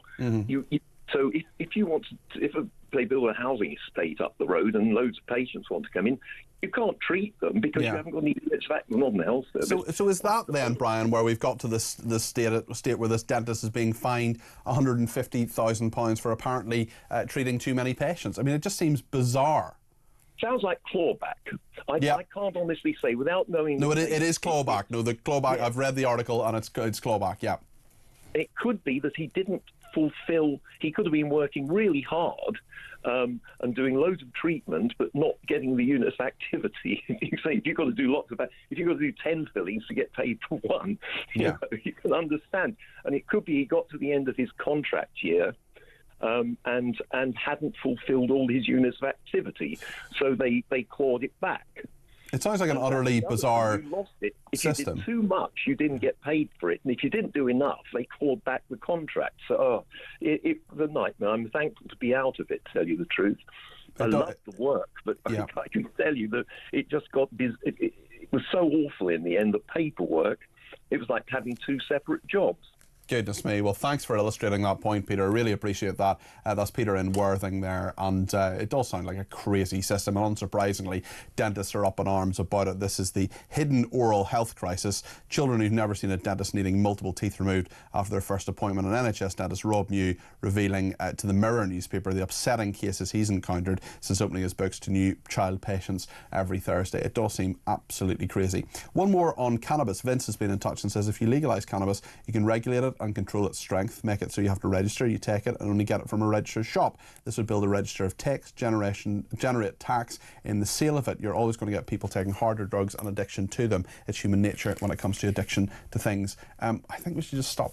Or we should try to prevent people smoking cannabis in the first place. I mean, call me old-fashioned. I did it twice at university. Neither time had a major effect on me, it must be said. Never done it again. You know, I just don't want to. I've never taken any other drugs. I just don't want to. I've seen the huge, awful effect it has had on people around me, and I don't ever want to have that effect for myself or anybody I love or care about. It is just horrendous, and I just think cannabis is something that we should try as much as we can to eradicate from society. I probably disagree with many of our viewers and listeners. If you think I'm wrong, give me a ring, tell me why. 0344 499 1000. Lots to discuss, including the sport. We're going to go live to Zurich. Uma Gurav is going to tell us about the Women's Euros, transfer news and the tennis. And the big question I have, is she going to bring me back a Toblerone? Stay with us.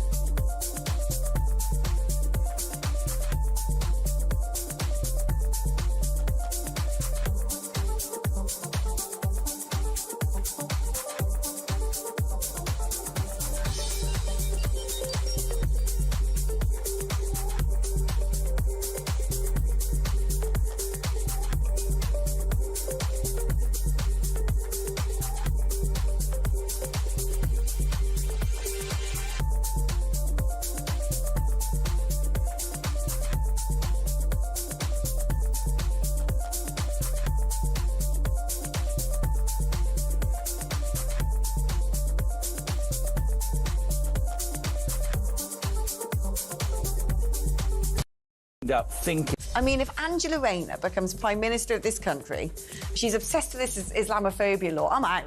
I'm gone. Yeah, well, you've got plenty of places you can move to. She is not only thick, she's dangerously thick and massively ideological. And she's also quite a clever politician, though. Be. No, but she's also quite a clever politician, and she's certainly she's clever enough to run rings around the entire Labour Party. Yeah, she would definitely get in there. She's well savvy. Oh, Liminek.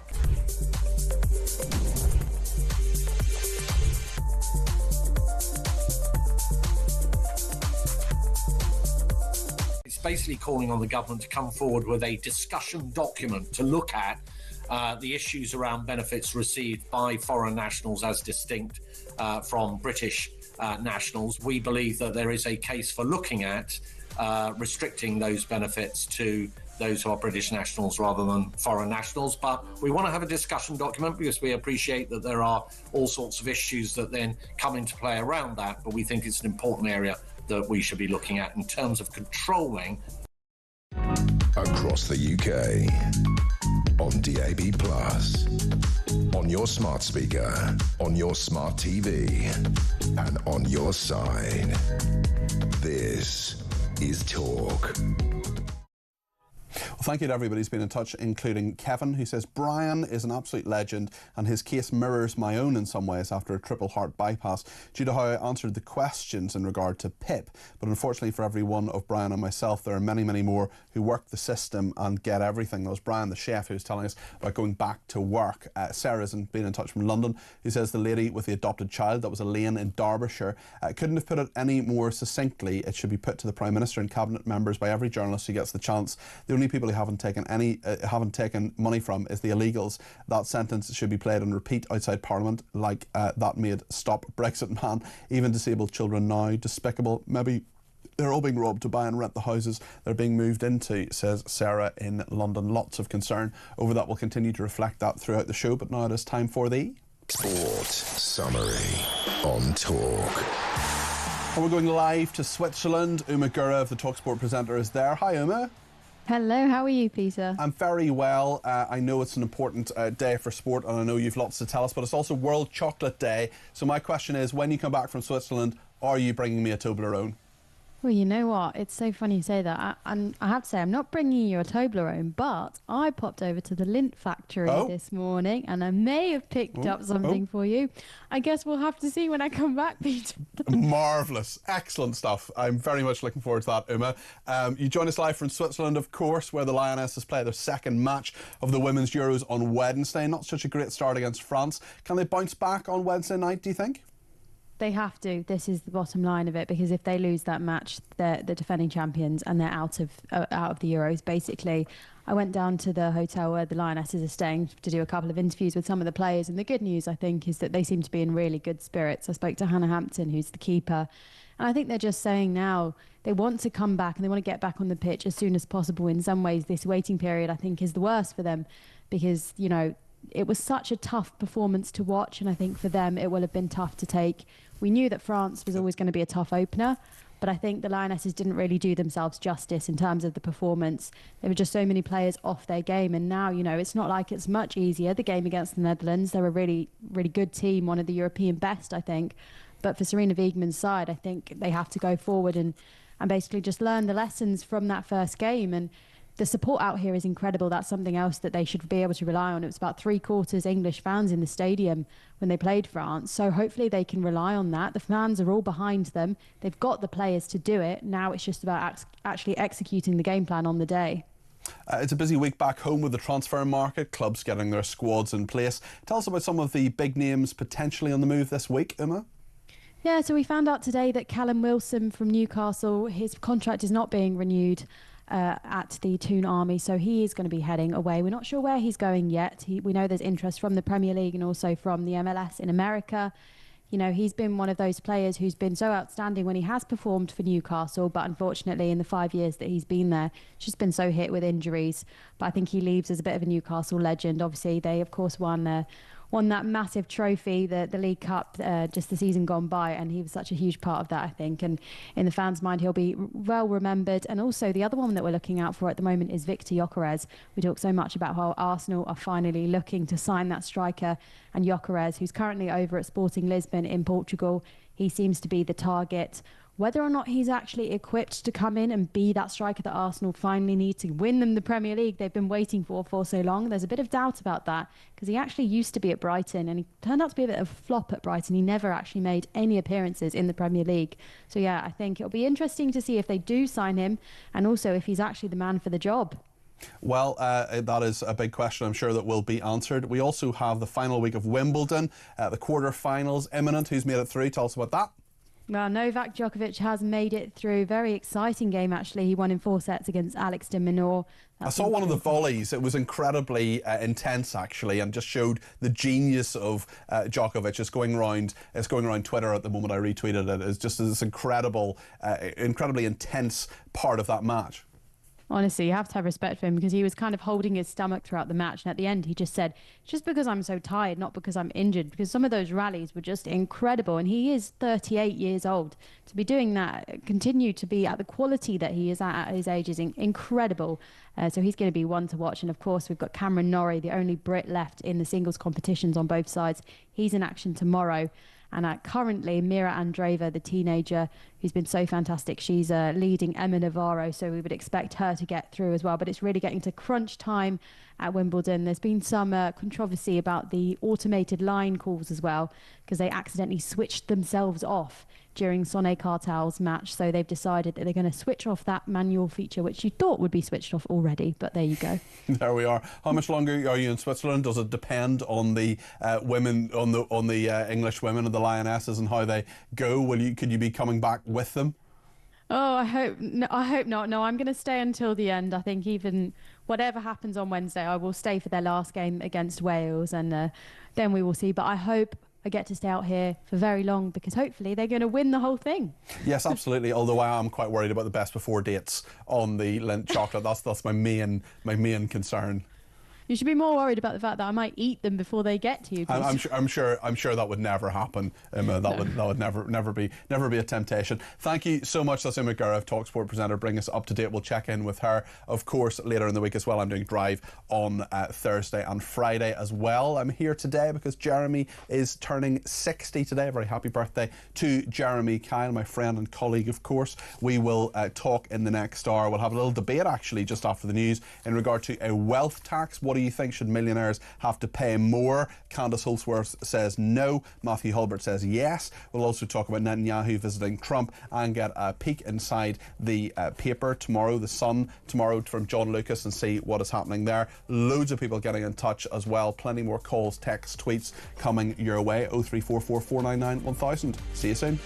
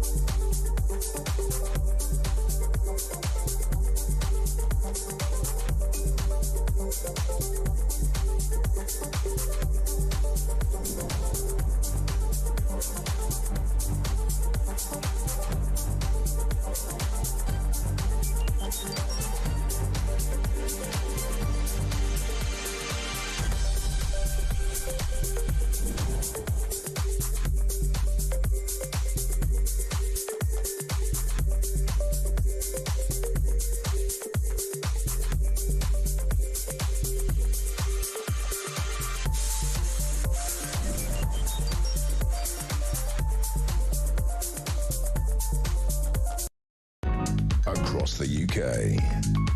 On DAB+, on your smart speaker, on your smart TV, and on your side. This is Talk.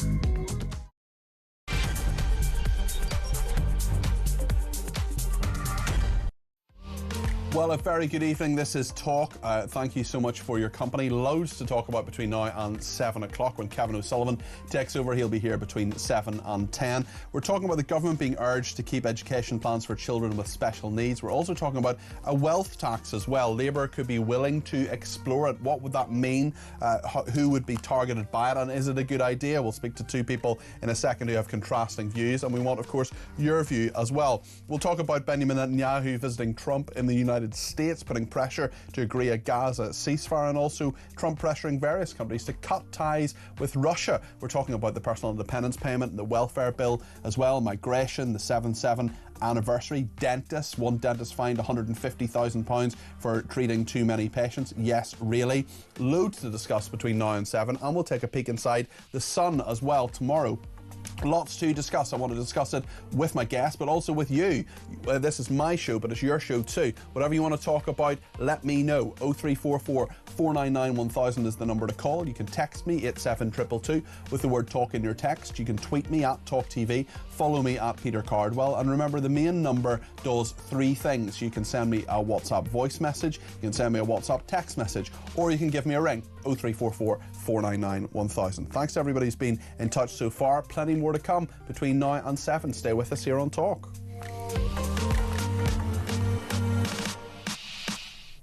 Paul has been in touch on Twitter and he says, stop paying France for nothing and just force all boats back to said country. They'll soon pull their useless fingers out of their backsides if we keep forcing them back. This government is a joke, and the sooner we have a general election, the better. Well, what is going to be the key point for this government? Is it going to be special educational needs? Is it going to be the welfare problems? Is it going to be the wealth tax? In fact, Neil Kinnock, the former Labour leader, never Prime Minister of course, but leader of the Labour Party for some time, he was speaking yesterday to Sky News, to Trevor Phillips on Sky News, about a potential wealth tax. This is what Lord Kinnock said.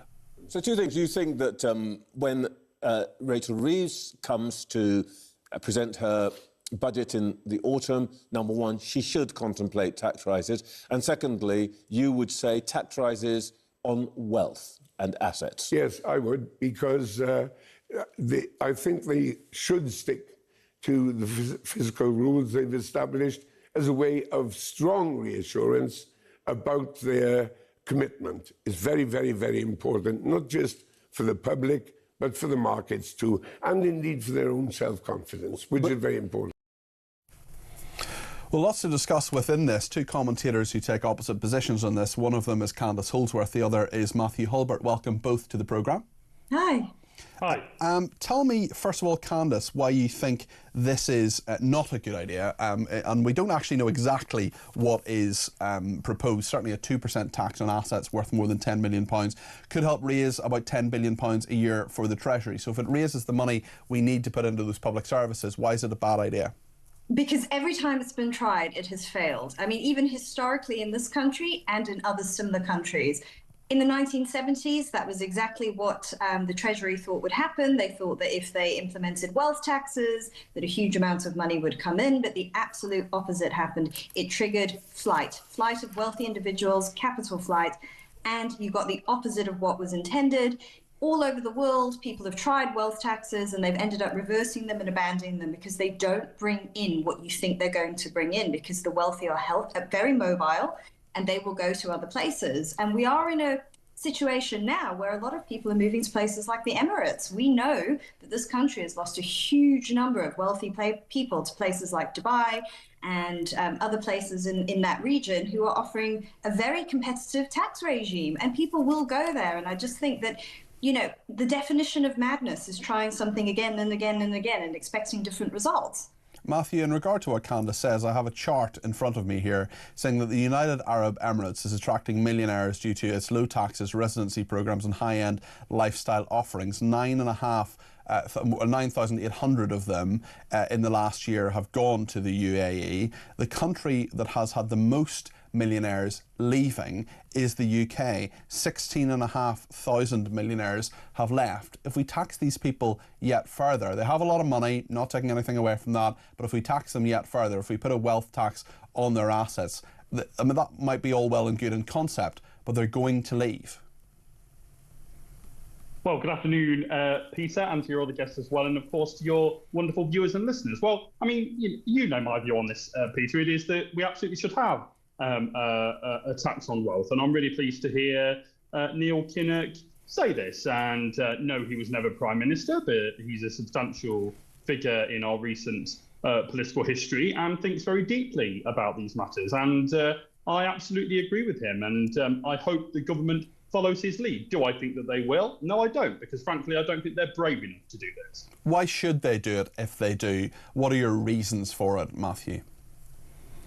Because, Peter, at the moment, they seem to be wanting to attack the poorest in society. And I hope that all three of us here, and indeed the viewers and listeners, could agree that that is clearly wrong. If we don't agree with that, then I worry about the morality of those that think it's all right to leave the rich to be rich, but to attack the poorest in this country. I think that would be absolutely horrendous. So on Saturday, and I'm going to mention an organisation that I know Peter isn't keen on, but I'm still going to mention them because I went to their conference on Saturday. So Amnesty International, I went to their conference on Saturday, and they'd produced a report that I got in a session that I went to. I hope you can see it here. It's called Social Insecurity. And it says on the back of that, political choices have left us with a tattered and depleted social security system that deepens poverty, entrenches inequality, and actively harms those who need it most. Amnesty calls for urgent reforms for social security to be recognised not as a political gift, but as a legal right that is essential for people to live with dignity. How about we follow that lead? Ensure the poorest are helped and start asking those that have been successful, and good on them. I'm not against people being successful, but what I'm saying is they should want to pay back into the country that helped make them. That's my view. Yeah, but the fact is that realistically they're not going to pay back into that country because they're very, very mobile. And Craig's been in touch from Sunderland, who says, when will these socialist morons realise that by going after the rich it is pointless? First, which has already been shown, they can't afford to move out of the country at a minute's notice. Secondly, if they pull out, who's to say they won't take their businesses with them? Candice? Yes, I think that what happens is if you start getting to, very high levels of personal taxation on wealth, people begin to feel milked, and they begin to feel like they're just being used and they don't feel valued, and they will leave. And that's what happens. I mean, this isn't theoretical. We know this. I mean, if you look at every case study around the world, this is what has happened. I mean, even in countries like Norway. Matthew, let Candice speak. I promise I'll bring you back in. Candice, continue. Okay. Even in countries where they have wealth taxes like Norway, the returns are very modest. And you'll often find, if you speak to Norwegian entrepreneurs, they'll say that the environment is very bad for starting a business, because you do create this culture where wealth creators do not feel like they are valued. And for me, I just would rather go with how people do behave rather than how I want them to behave. And if we can attract them to live in this country, then we can get money from them, and then we can fund all these things that we want. And the important thing is that we get growth, because we have such anemic growth. And with such poor growth, this is why we can't afford all the things we want. And so I think that sometimes you just have to go with how people are. Maybe it's, you sometimes feel like you're giving succour to the greedy or the self-interested, but ultimately at the end, you get what you want out of it. Matthew? So let me just get this straight. We're to leave the ultra-rich alone because they can move, and we're to attack the poor because they can't. That's disgraceful. Well, I've never said that. Is that your view? No. Why would I ever advocate? Who else is there left to get money from? You're setting up a false dichotomy, and I've who never else said is there that. left I've to never get said money I from? would attack the poor, but I do think that if you chase the wealthy away, you will get to a point where you cannot pay for the things you want. You will just get there. Either that, or you increase borrowing. Do you not and think then the we welfare? start risking the stability of our national finances. Matthew, do you not think the welfare bill in this country is too high? I've said on your programme before, Peter, that for those that are playing the system, they should be have to face the full face of the law, because they're not helping really poor and impoverished people either. Of course they're not. They should face the full force of the law. But most people aren't like that. Most people claim because they need some help in their lives. They've been through an illness or whatever, a disability, whatever it is. And the fact that, Amnesty International, which we normally think of as having to report on human rights abuses abroad, are having to produce reports like this says something devastating about our country. Well, I think Amnesty International lecturing us about human rights when they couldn't care less about the rights of Jewish people who were murdered on the 7th of October is something which means I'm not going to take any lectures from them whatsoever. Well, I know on you don't anything. I know you don't like Amnesty International, Peter, and that's your view, and we have a different view on them, because what you've just said there is not my experience of Amnesty International. It's my experience of Amnesty International, and has been for a number of years. Anyway, Candace, in regard to the welfare bill itself, how do we get it down? Because this is a clear and big issue in regard to our society and in regard to the public finances as well. Matthew doesn't seem to think that it should come down. What do you think? I do. I think there's a massive problem. I mean, you've seen with the rise of PIT payments, and they're going out to people who do have genuine diagnoses for things like anxiety and depression. They will have gone to the doctor and they will have got that diagnosis. They're not faking it. But I think the question we need to ask is, do they need to be written off in that way? Do they need to be permanently written off in that they don't work, that they're not contributing to society? And it is a huge waste of a human life. And I say this as someone, I grew up with someone very close to me in my family who had a severe mental health disorder. And she was in many ways an example to me of how you can live even when you're struggling with things like that. She lived a really meaningful, full life, and no one ever wrote her off. And I think that there is so much of that going on. We sign people off with anxiety and depression and we say that's it. And I think it's a huge tragedy. I mean, there's the economic cost, but I just think as a society, why are we doing this? Why are we just letting people just live their lives, never recovering, not valuing them? It's a moral issue as well as an economic issue. Chris in Brighton has been in touch and says countries such as Norway, Finland and Denmark have far higher taxation and far higher standards of living than us. So what's not to like? Also, those countries have lots of rich people. Your guess is talking nonsense, says Chris in Brighton. The thing is that I think Chris makes a reasonable point, Matthew, and I wonder what you think of it. But the problem is that people are paying a lot of tax. We're taxed to the highest degree since the Second World War as a proportion of what the country makes. But those public services just aren't following, are they?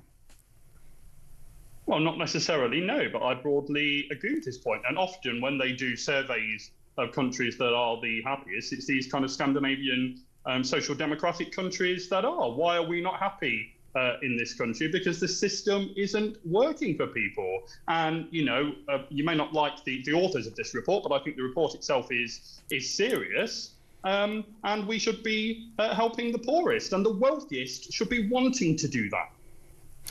What would you say to Mike in Lincoln, Matthew? He says, please tell your socialist guest, I'm not calling you a socialist, he is. I'm a liberal, by the way. OK, that's fine. That whilst not rich, I've spent 40 plus years gaining huge experience and expertise, and I'm sick of the likes of him wanting more and more of what I earn to give to not only those who are worthy, but also those we know are too feckless to get out and get a job and to pay their own way in the world, says Mike in Lincoln. Matthew, what would you say to him? Well, good on Mike in LinkedIn for having his views, and he's very welcome to them. But I really disagree, and I don't think that is the vast majority of people. For those who play the system, of course, they should have to face the full force of the law as a consequence. But I don't think that is most people who claim. I think most people are genuine. I like to think the best of people, Peter. I like to think the best of people too. People I don't think the best of are your party, who abstained, for example. You talked about Amnesty International. I wasn't going to mention it again, but you brought it up 3 times. There was a vote last week, Matthew, to prescribe Palestine Action. And what happened is that your party, the Liberal Democrats, either voted against it, that was 66 out of the 72 MPs, and 6 of them abstained, I should say. 66 out of the 72 abstained on prescribing Palestine Action, and 6 Liberal Democrat MPs voted against it. If the Liberal Democrats really care about human rights, why are they not prescribing Palestine Action? Well, I mean, I didn't know this was going to be brought up today, but I'm always happy to answer. As you brought up Amnesty International, Peter. so you know. Well, I'm always happy to answer, as you know, Peter, whatever the subject is. And so what I'd say on that is that I think Palestine Action are very stupid, silly individuals. But as a Liberal, and I think my party's MPs clearly feel this, I think there should be a very high bar to prescribing organisations, and I think that's the view of my party. I think that's a very silly view. Candace, just a final word perhaps on the wealth tax? I think that we have to look at the evidence, and the evidence is very, very clear. Wealth taxes don't work. Every country that has tried them has abandoned them, including this country. And I just think that we have to look at the case studies and learn from them. Why do we keep thinking that we can do the same thing over and over and over again and we're going to get a different result? We will not, and we will end up with less money for the things we want. Do we want that? No. Matthew, I want to give you the very final word on this, but I also want to put a point to you from one other texter who says, why do you and your guests never suggest reducing the size of government? I suggest it all the time, let me tell you. But Matthew, yes. I don't, and Candace does as well, I don't suppose you would want to reduce the size of government. Matthew, give me your thoughts on that and a final word on this debate. Well, it depends what you mean by reducing government. If it means a tax on the vital public services that we all use, then I would absolutely be against that. If you can show me where there is waste, then I'm more than happy to consider that that should be dealt with. But I hope this. Do I expect this government to follow Lord Kinnock's lead on this? No, I don't, because they're so frit of Tory and Reform voters. But if they were decent folks, they would. OK, thank you both very much. That is Candace Holdsworth, the writer and broadcaster, and Matthew Hulbert, the political commentator. He's also a campaigner with the Just Treatment organisation, so thank you to them both. Paul's in Derby and has given us a shout about the special needs schools. I think, is your daughter perhaps getting additional support, Paul? She is, yes. We finally got it confirmed towards the end of last year, and it took nearly a 2-year battle to get the HCP in place. Must be a huge relief to get to that stage. Just tell us about that and how it all happened. She was at school during reception when COVID hit, so they're one of the years that were really hit by no socialising, there's no social skills because they obviously weren't at school. And the knock-on effects affected the learning, so there's a whole class in that and many other schools where they missed out on the integration of going into the learning environment. And a lot of kids were behind on the curriculum because of that. So it's just down to, we'll make it back, we'll do additional works, and something just wasn't clicking with her. So we pushed and pushed to get it done, and it took a lot of work to get the right people into school to see them. She had to have lots of interviews for her to understand it and explain, and at the same time for her not to feel different, because she kept blaming herself for not picking things up. And then we finally got through the route of, right, it's in place, we've got support, we're able to get additional tuition outside of school for her with teachers that can help in that area, and she's already thinking about progressing to a senior school next year. So she's made progress then, Paul? Well, in terms of the help that we need for her, yes. Academics has improved in certain areas, like history. It just clicks with her. She loves it. They're all brilliant. Family. Well, it is the best academic discipline of them all, Paul. She corrects me. She corrected my eldest daughter on GCSE about the royal family. She was wrong. That's brilliant. That must have been a nice moment for you. Not for your other daughter, obviously. Oh no, she loved it. So great. Don't challenge her, but for them to target that area now, these kids need the support. The EHCP can be in place until they're 25, so supporting them into adult education and progressing further on, they need that. And we've got no other option but to look at targeting one of the most vulnerable generations out and actually for parents like that need the support. Well, for parents like you, Paul, it may well actually be even harder to get this kind of designation for your child with special needs. That's the thing, and there's so many different things that you can get it for. I've heard people saying about, is it ADHD? They're trying to put names or put tags on kids for them to fit a certain box. It's not about that sometimes. There's more to it. Some kids are overlooked because not all parents will keep pushing. Like I say, it took us a 2-year battle because we knew something wasn't right. Yeah. But now, with everything we've got going on, with the numbers that you quote every day, the dinghies that are coming over, the money that we send into France to stop things coming over, the money we're spending on hotels and free things for people that have never put anything into the system, but yet you want to target the generation that are coming through that need our support most, we might be able to save a few quid there. Let's take that away from them. It's disgusting. Paul, you make some really good points there. Thank you for them. That's Paul in Derby there. Give me a ring at 0344 499 1000. Tad says creeping socialism and unfettered immigration will soon see the end of this once great nation. And Robin Poole says, what a horribly patronising and self-righteous tone Matthew Hulbert has when he debates. I'm so glad you took him to task. Well, look, we're very glad that Matthew came on. He's welcome on this programme. I disagreed with him on a number of points, of course, but on my programmes we disagree without being disagreeable. Another person has been in touch. Well, this is actually the same text from Tad, says he wants to wish Jeremy a very happy 60th birthday, as of course we all do here. Jeremy is back tomorrow on Wednesday, and I am doing Talk Drive on Thursday and Friday, so fear not, Jeremy will be back tomorrow, full of the joys of his 7th decade, no doubt. We will be talking about Benjamin Netanyahu in a second. He's visiting the United States. Trump putting pressure on him to agree a Gaza ceasefire deal, and also pressuring countries to cut ties with Russia. We'll find out why. Also before 7, we'll take all of the calls, or as many of the calls as we can, that have been coming in on things like migration, welfare, PIP, the 7/7 anniversary, dentists, special needs schools. Loads and loads of you are getting in touch, and if you want to get your voice on the air between now and 7, there's plenty of time. 0344 499 1000.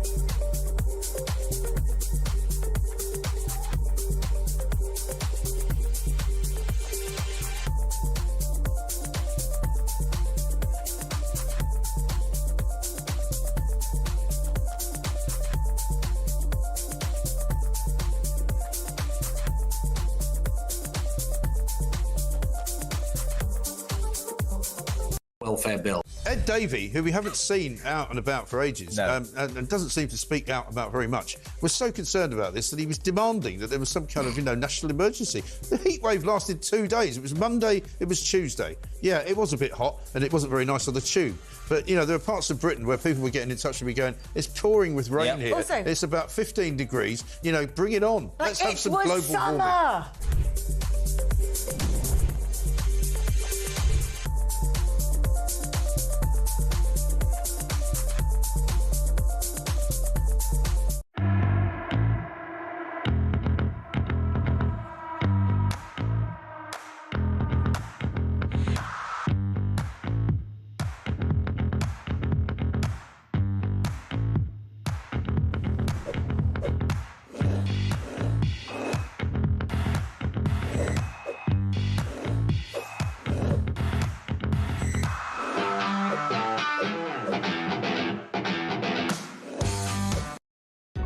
Across the UK, on DAB+, on your smart speaker, on your smart TV, and on your side.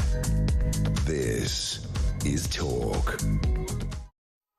Benjamin Netanyahu is in Washington and he's going to have a meeting with Donald Trump a bit later today. Trump is putting pressure on Netanyahu, on the Israeli Prime Minister, after 21 months of war, to agree a ceasefire deal. He previously told reporters, Trump did, that he'd been very firm about ending the conflict. He thought, we'll have a deal this week. Indirect talks between Israel and Hamas terrorists on a US-sponsored proposal for a 60-day ceasefire and hostage release deal resumed in Qatar yesterday evening. Simon Diggins is with us, military and defence analyst, former colonel in the UK Army. Simon, are we any closer to the 60-day ceasefire, do you think? we're not absolutely sure. We know that President Trump has got a very strong interest in bringing this to a close. It's also the third time, which is unusual, that the Prime Minister of Israel has visited Trump in the 6 months that President Trump's been in office. I think President Trump is frustrated. He hoped to have a deal before now. He doesn't like war. He doesn't like forever wars. And even if the Americans are not fighting it themselves, their direct involvement, what Israel's doing, supporting it, also counts for him as a forever war. I think he'd like to bring it to a close as soon as he can. He has ambitions for the Middle East, but they're around peace, around prosperity, and around rebuilding and trade relations, none of which can really take place until there is some form of deal that's going to stick between Israel and the Palestinians. Trump has been certainly very bombastic in regard to Russian countries that are allying with Russia. I wonder what you make of the relations with Putin at the moment, because he said trading partners and countries which are trading with Russia need to cut those ties. This is as the Russian military is bombarding Ukraine with missiles, of course. The US President said trading partners could face an extra 10% tariff if they align themselves with the anti-American group of BRICS nations. Those are, of course, Russia, India, China, 11 members of those of that grouping. He says any country aligning themselves with the anti-American policies of BRICS will be charged an additional 10% tariff. There will be no exceptions to this policy, Simon. Yeah, this is slightly strange. I mean, the first thing to say, I think, is that the kind of bromance between Putin and Trump is definitely over. I think Trump has learned that Putin is not got his words, not his bond, and he will play negotiations out for as long as he can. He uses tariffs as a way of creating some kind of leverage. The BRICS claim is a bit strange, because BRICS also includes India and South Africa, and both those countries have come back and said we're not anti-American, we're not part of any anti-American group.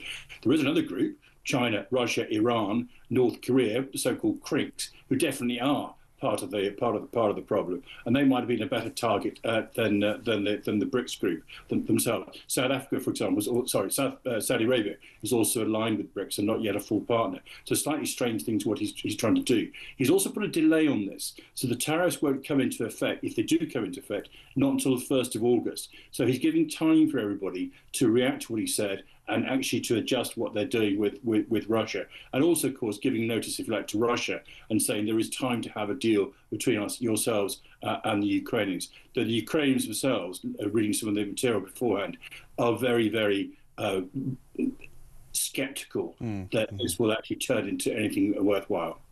Simon, just while you're here, I wonder if I could get your thoughts on another story. This is a Labour councillor sparking fury after banning army vehicles from his Armed Forces Day celebration over fears the military kit could enrage pro-Palestinian activists. This is York. Their council leader says the move to bar the local reserve unit from bringing its open-top jackal was due to residents' concerns and reflects our city's diverse views. Part-time soldiers from the Queen's Own Yeomanry have reportedly withdrawn entirely from the event in protest. I mean, you can't exactly be a soldier unless you have some equipment to be a soldier with. I'm not sure how enraging pro-Palestinian activists is something we should ever be concerned about. I think I entirely agree with you. I think the chair or the mayor, whatever she calls herself, of York Council has called this one extremely wrong. It's not that there aren't the people who want to protest, but actually the armed forces are and should be an integral part of our community. York itself has 2 major barracks in there, a long history of relationship with the army particularly, but other members of the armed forces, the RAF air bases that used to surround that area as well. So I think she's called it very badly wrong. And we also need to be very honest about ourselves. At the end of the day, it's an armed force. Let's not hide behind anything about this. So we're an army, we carry weapons, and we do the business. And let's not pretend we're anything else. We're not some paramilitary social workers. That's not our job. We're an armed force. The country should be proud of it. It has every right to be proud of what we do. And I think as I said, the chair or the mayor of York City Council has called this extremely badly wrongly. Couldn't agree more with every single word. Simon, thank you. That's Colonel Simon Diggins there, who's a military and defence analyst. Thank you to him. We'll talk in a second to John Lucas. He's the night news editor of The Sun. Find out what's coming up in the paper. Quite a lot of detail about this toxic mushroom killer. It's not funny, obviously, about this woman being found guilty of murdering her estranged husband's parents and aunt by serving them a meal laced with poisonous mushrooms. But it is certainly worthy of comment. We'll speak to John Lucas in just a second. second. Also, the people stunned when the cockapoo they adopted turned out to be a 7-stone giant. Lots to discuss with John in just a second.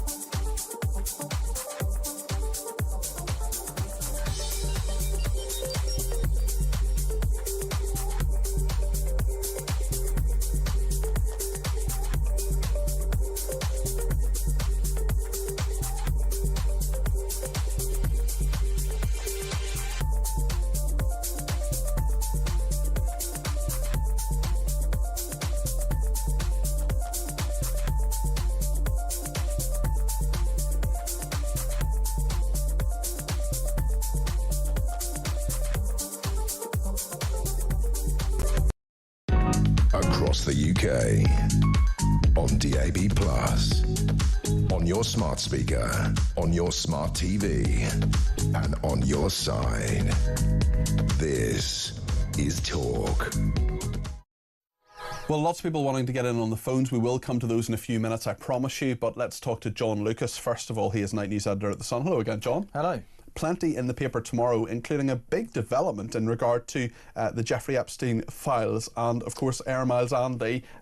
Prince Andrew, tell us about this. Yep, absolutely. So we've had, this is the long-awaited revelation of what the FBI were looking into Jeffrey Epstein case again. So if you think back to Trump coming into power, lots of his supporters, this is in the MAGA sphere, were saying that there's more to the Epstein case. Mm-hmm. He had co-conspirators, they need to be brought to justice. We're going to release the Epstein files and all the world's going to see what's in them. Well, today we've had a leaked memo from the Department of Justice and the FBI saying essentially there's no evidence that Epstein kept a client list for the purposes of blackmail. Therefore, the implication is that this probe's going to end. One of the, obviously from our point of view in Great Britain, is Prince Andrew, obviously alleged to have been to this paedophile island where Epstein did traffic girls there. Now, so what this means is Andy, because he has feared arrest if he leaves the country, has only left Britain once in 6 years, and that's to go to Bahrain to see friends. So he is now out of the frame. Air Miles Andy could well be back, and he could, you know, I don't know to what degree he could rejoin public life, but it's going to, at the moment, he's been holed up in Royal Lodge for these 6 years. And he'll be breathing a sigh of relief at this. That's a massive sigh of relief, yeah. but and obviously this comes 3 months after Virginia Giuffre, completely sort of in an unrelated thing, had sadly committed suicide in Australia. So it's a bizarre. We're still going to find out more and more about what actually happened with this probe, and whether you know, maybe there will be other avenues down the line. I'm sure the firm as well, the Royals, will perhaps be wondering, you know, Andrew has always wanted to rehabilitate himself in some way, but that's been sort of pushed down at all times by King Charles now, much less favourability with Andrew than his mother previously, of course. It'll be really interesting to see what happens, I think. Yeah, I mean, because this thing's always hanging over him, you know, it would be very hard to sort of rehabilitate him and then 2 years down the line find that the, you know, US Department of Justice files charges against him. Yeah. You see, so I think this will, to a degree, it will certainly change his outlook, and whether it changes his official role, it would be very difficult to speculate, but it does mean that he's going to feel free to. And he got this nickname Air Miles Andy because he was globe-trotting, and he played a role in Britain sort of as a trade envoy. So I don't think that will come back, but it's a big moment for Andrew. Certainly. How will the Sun tomorrow reflect the service and the commemorations that have been going on for the 20th anniversary of the July 7 London bombings? Yeah, so we've had very moving service at St Paul's today. So the day started off with the Prime Minister and the Mayor, London Mayor Sadiq Khan, laid wreaths at the Hyde Park Memorial. So I think it's 8:50 a.m, which was to reflect the time that the first bomb went off. So this is obviously 20-year anniversary. There was 52 people killed in these 4 incidents, more than 700 injured. I think around 500 of those were at this service today. All the names of the dead were read out. As that happened, white petals came down from the ceiling, and various survivors spoke at this thing. So, for example, we had June Taylor, so her daughter Carrie had died aged 24 at the Aldgate attack, and she said that don't take for granted what you have, treasure every minute. And it was very emotional, her voice was cracking, and she read the words are actually on her daughter's tombstone, saying, it says, missing you is easy, we do it every day. Loving you is heartache, it will never go away. And I think it's just very important to sort of remember this, because it was 20 years ago. We've got a whole new generation of adults now, some of them in the Sun newsroom, who were not actually born when this happened. And we will both remember the climate of fear, getting, you know, you're on the tube and there's paranoia, and it went on for several weeks, of course, because there was a copycat attack, which was on the 21st, wasn't it? Exactly, which didn't quite work. And then, obviously, as a result of that, Jean-Charles de Menezes was shot at Stockwell Tube. So it's a very scary time. And I think over those 2 decades, there's a slight bit of desensitisation to these attacks, but it's very important to remember this. And you know, and that's why we have to keep being vigilant against these sort of threats. And we've asked the question earlier on in the programme of Will Geddes, the security expert, are we actually safer now?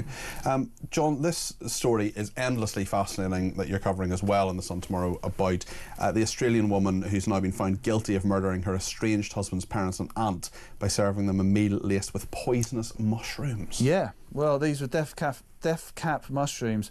Erin Patterson.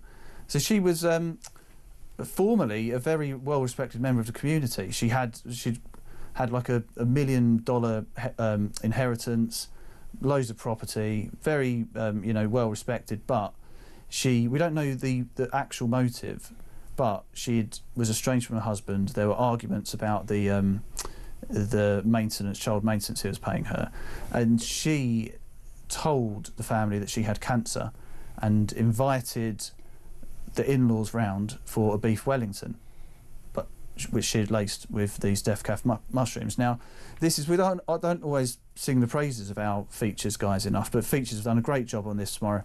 All the background of the case, it really goes into the detail of, like, she had previously tried to poison her husband 4 times before. Wow. Once with a curry pasta bolognese, which I think that would raise suspicions. Yes, not in general. Just in general, but he'd survived these horrible poisonings. Luckily for him, he'd declined. He'd sort of read the room, declined to come to this meal. But we've got lots of detail like that in there. And you know, well, there'll be lots to read about tomorrow. Very, very strange story, fascinating story, and grisly as well. I'm sure the Netflix docudrama won't be far behind. Tell us as well about this couple stunned when the cockapoo they adopted turned out to actually be a 7-stone giant, not a cockapoo at all. That's it. So Laura McFarlane and Jamie Griffiths, they bought this lovely, fluffy little puppy. So they thought it was a cross between a Cocker Spaniel and a poodle, and it was going to grow up to be about 12 kilograms. Lovely little brown fluffy thing. It's grown up now. It's now 45 kilos. It's massive. It's as big as the bloke. If you see the pictures, they're hilarious. It's like half of me. Yeah, and it's because you couldn't tell this when it was a puppy. It was actually crossed with a Bernese mountain dog, which are massive. And what they're saying is there needs to be more testing, because until you've got it home and it's grown. Yeah. But anyway, it's hilarious. Dog's called Bobby. More blobby than Bobby. More Bobby than Bobby. They said they've got no regrets, and Laura says that there's just more of him to love. And it's wonderful. It's called a Bernedoodle. If you're wondering what it's called, a Bernedoodle. Bernedoodle. Yeah. My goodness. John, thank you very much indeed. That's John Lucas there, who's the night news editor of The Sun. Lots coming up in the paper tomorrow. We'll take more of your calls after the break, right up until 7 o'clock, and Kevin O'Sullivan is coming up. Also, have you seen the documentary we put out, which is called A Year of Chaos? There's a particular bit of that just at the very end that I want to show you if you haven't seen it already. Lots to discuss between now and 7. If you want to get your call in, 0344 499 1000.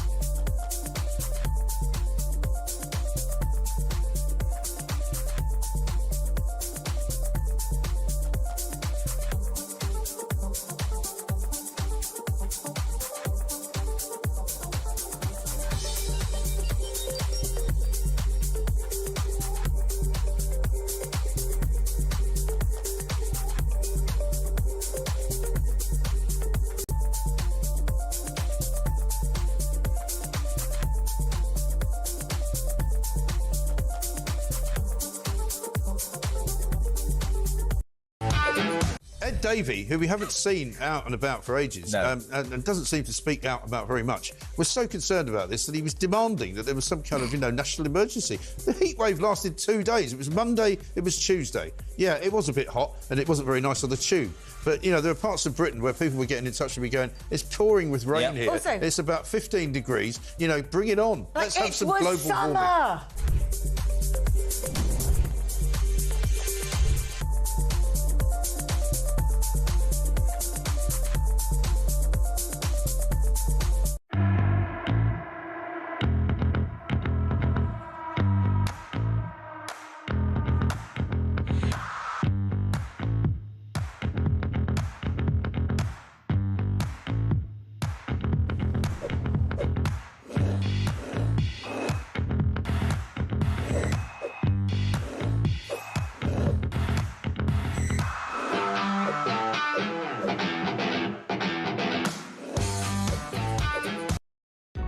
Across the UK, on DAB+, on your smart speaker, on your smart TV, and on your side.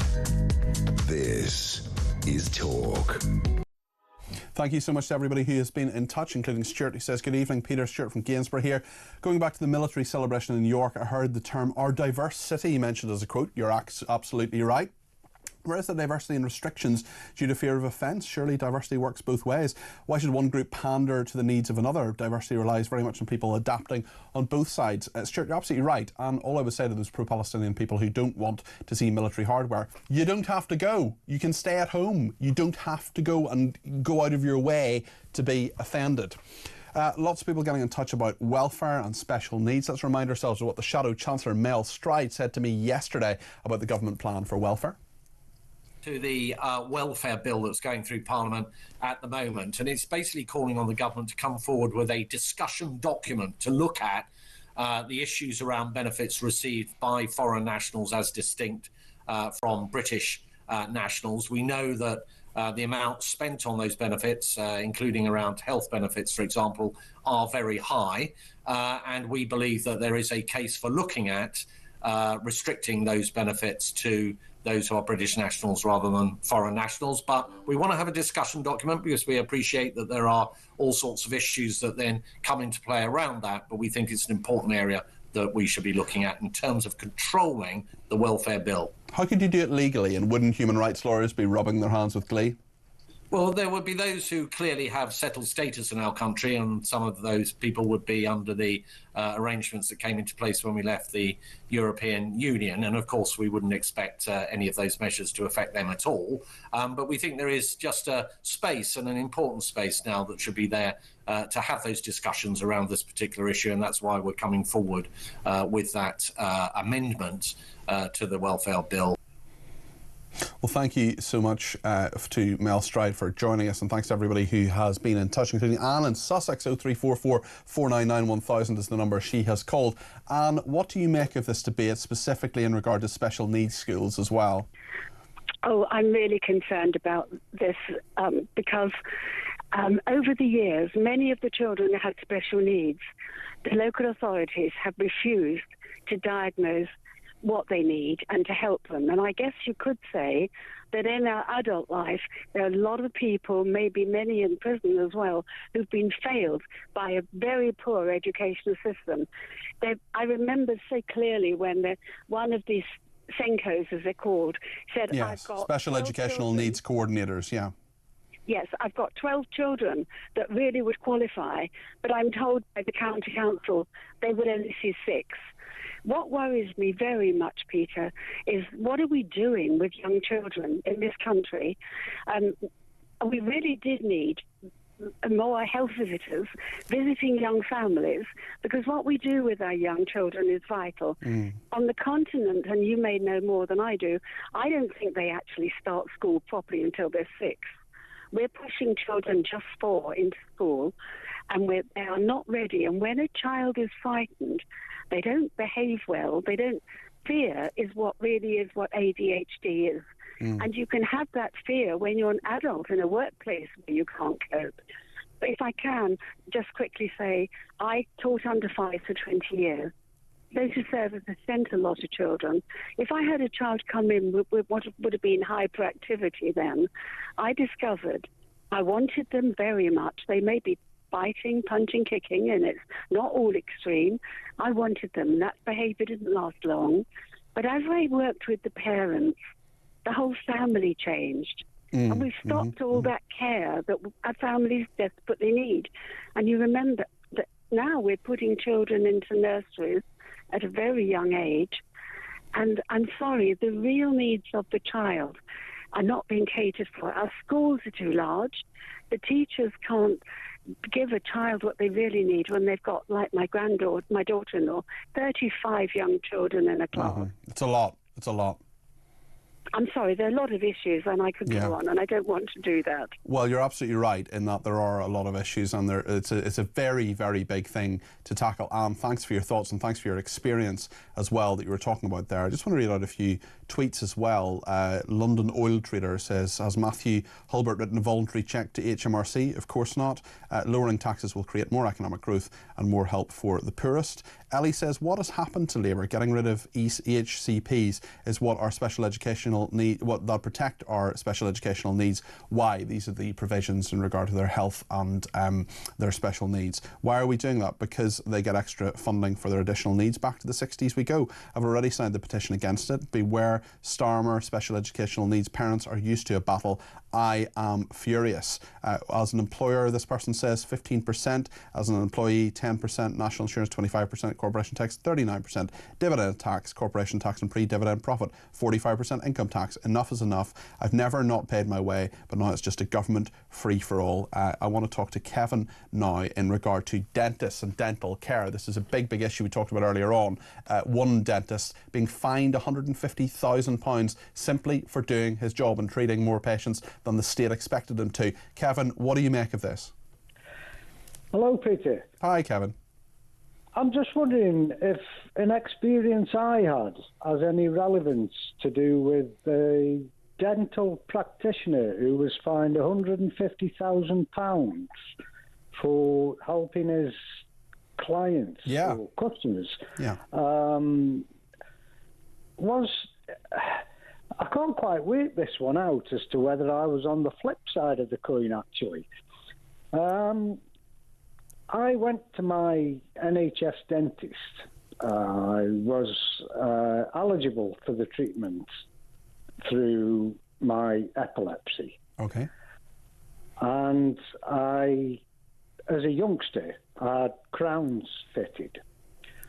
And the dentist said I'm 58 years old now, so the dentist said the crowns had seen the better days, obviously, and they were causing me some pain. Mm-hmm. However, he said he couldn't do the treatment. Right. And why did he say that? What were his reasons for not doing the treatment? He just said, he didn't really give me a reason. Right. Just said, basically, he didn't give a reason. Okay. So what happened then, Kevin? I went and had the work done on one side, and it cost me £1,500. A lot of money. Yeah. And it cured the pain. Mm-hmm. However, I couldn't afford to have the work done on the other side. Okay. Now, what I couldn't work out from listening to you with the practitioner who got fined £150,000. Yeah. Was he fined by the government? Yeah, he was, because he wasn't doing exactly what they wanted him to do. He was doing more work and doing work for a lot of children who needed a lot of cavities filled and so on. It was really, really strange story, and it was well explained by a dentist a little bit earlier on in the programme. But it's a very strange thing, Kevin, and thanks for your call and thanks for your experience there. I hope you get sorted on the other side of your mouth as well. Leslie's been in touch from County Durham. Leslie, we didn't have time for you yesterday. Thank you so much for ringing back. I'm glad to put you on the air now, and I'm glad you've called back. What would you like to say, Leslie? Oh, hi, Peter. I was listening to the show yesterday, and I heard Mark from Lincolnshire call in and saying, talking about the PIP and his morality was stopping him doing it. And I have to say that I've been wrestling. I was medically retired in 2017. It took me a couple of years to get I have a rare condition, and it took 2 years to get onto what the Universal Credit could pay me. I was only on a third for 2 years. So anyway, after 2 years, that went up a little bit. And so I've got more health conditions since, and quite a few of them diagnosed last year. So, but I could have got PIP before, and I did apply twice, and I was rejected. And so I just thought, okay, fair enough. I'll just scrape along, manage. Yeah. And, I've had to sell things to afford things and, like, put towards my winter heating bills and, and then I just, over time, I've just been watching illegal immigrants coming in, get given everything. And I wrestle with my morality every day. I'm really surprised at what you're saying, and I was surprised as well at what Mark said yesterday, and actually the chef we spoke to a little bit earlier on from Aberdeenshire, Brian I think his name was, when people say, you know, if you're entitled to these benefits, you're entitled to them, are you not? But it's a difficult thing because I was raised to never give in and give up. Do you feel it's giving in and giving up by taking benefits?